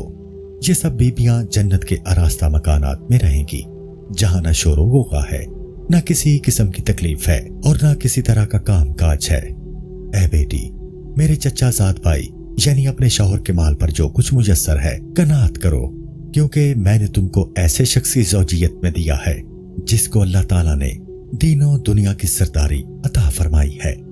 तमा का अंजाम। नकल है कि एक शख्स ने हजरत ईसा अलैहिस्सलाम से दरख्वास्त की कि मैं चाहता हूं कि कुछ अरसा आपकी सोहबत में रहूं। आपने इजाजत दे दी। वो आपके हमरा किसी सफर पर रवाना हुआ। राह में एक दरिया के किनारे जा पहुंचे। ज़ादे राह में 3 रोटियां थी। 2 रोटियां इन दोनों ने खाई, 1 रोटी बच रही। हजरत ईसा अलैहिस्सलाम किसी जरूरत से वहां से कुछ देर के लिए चले गए। जब फिर वापस आए तो वो रोटी आपको नजर न आई। आपने हवारी से दरियाफ्त किया कि रोटी किसने ले ली? हवारी ने कहा, मुझे तो कुछ मालूम नहीं। आखिरकार वहां से आगे रवाना हुए। असनाए राह में एक हिरन 2 बच्चों को साथ लिए हुए आ रहा था। हजरत ईसा अलैहिस्सलाम ने आहू बजा को पुकारा। वो पुकारते ही आपके नजदीक आ गया। आपने उसको पकड़कर ज़िबा किया। भून कर दोनों ने खूब सैर होकर खाया। इसके बाद आपने फरमाया, ऐ आहू बच्चा, खुदा के हुक्म से जिंदा हो जा। वो जी उठा और अपने रास्ता पर चला गया। उस वक्त हजरत ईसा अलैहिस्सलाम ने उस हवारी से कहा, तुझे इस परवरदिगार की कसम जिसने ये मौजज़ा दिखलाया, अब बताओ कि वो रोटी क्या हुई? उसने कहा, मुझे नहीं मालूम। ये दोनों वहां से आगे रवाना हुए। एक दूसरे दरिया पर पहुंचे। हजरत ईसा अलैहिस्सलाम ने रफीक का हाथ पकड़ा और दोनों पानी पर चलकर दरिया से पार हो गए। तब फिर हजरत ईसा अलैहिस्सलाम ने फरमाया, तुझे उस खुदा की कसम जिसने ये मौजज़ा दिखाया, मुझे बता दे वो रोटी क्या हुई? उसने फिर वही कहा कि मुझे मालूम नहीं। वहां से ये दोनों फिर रवाना हो गए। एक रेगिस्तान में पहुंचे। حضرت عیسیٰ علیہ السلام نے بہت سی ریت جمع کی اور فرمایا، اے ریت، خدا کے حکم سے سونا ہو جا۔ تمام ریت سونا ہو گئی۔ آپ نے اس کے 3 حصے کیے اور فرمایا، ایک حصہ تمہارا ہے اور ایک میرا، اور تیسرا حصہ اس شخص کا ہے جس نے وہ روٹی کھائی۔ اس وقت اس شخص نے محض سونے کے لالچ میں اقرار کر لیا کہ وہ روٹی میرے پاس ہے۔ حضرت عیسیٰ علیہ السلام نے فرمایا، اب یہ تینوں حصے تم ہی لے لو۔ سونے کا یہ ڈھیر اس کے حوالے کر کے حضرت عیسیٰ علیہ السلام تنہا وہاں سے روانہ ہو گئے۔ حضرت عیسیٰ علیہ السلام کے چلے جانے کے بعد اتفاقاً 2 شخص اتر آ نکلے اور چاہا کہ اس کو مار کر یہ سونا اپنے قبضے میں کر لیں۔ اس نے کہا، مجھے مارتے کیوں ہو؟ آؤ ہم تینوں اس کو بانٹ لیں۔ بس انہوں نے ان تینوں میں سے ایک شخص کو شہر میں بھیجا کہ کھانا خرید کر لائے۔ وہ شخص گیا اور اس نے کھانا خریدا اور اپنے دل میں ٹھانی کہ خیف یہ دونوں شخص اتنا سونا لے جائیں، بس مناسب یہ ہے کہ کھانے میں زہر ملا کر دونوں کو ہلاک کر دوں، اس وقت سارا سونا میرا ہوگا۔ اور اس نے کھانے میں زہر ملا دیا۔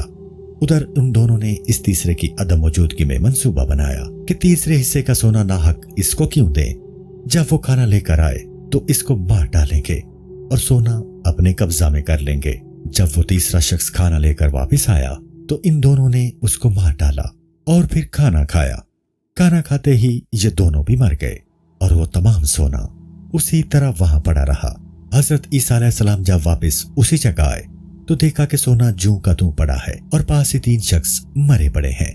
تب آپ نے اپنے حواریوں سے فرمایا، دیکھو دنیا کا انجام یہ ہے، تم اس سے پرہیز کرو۔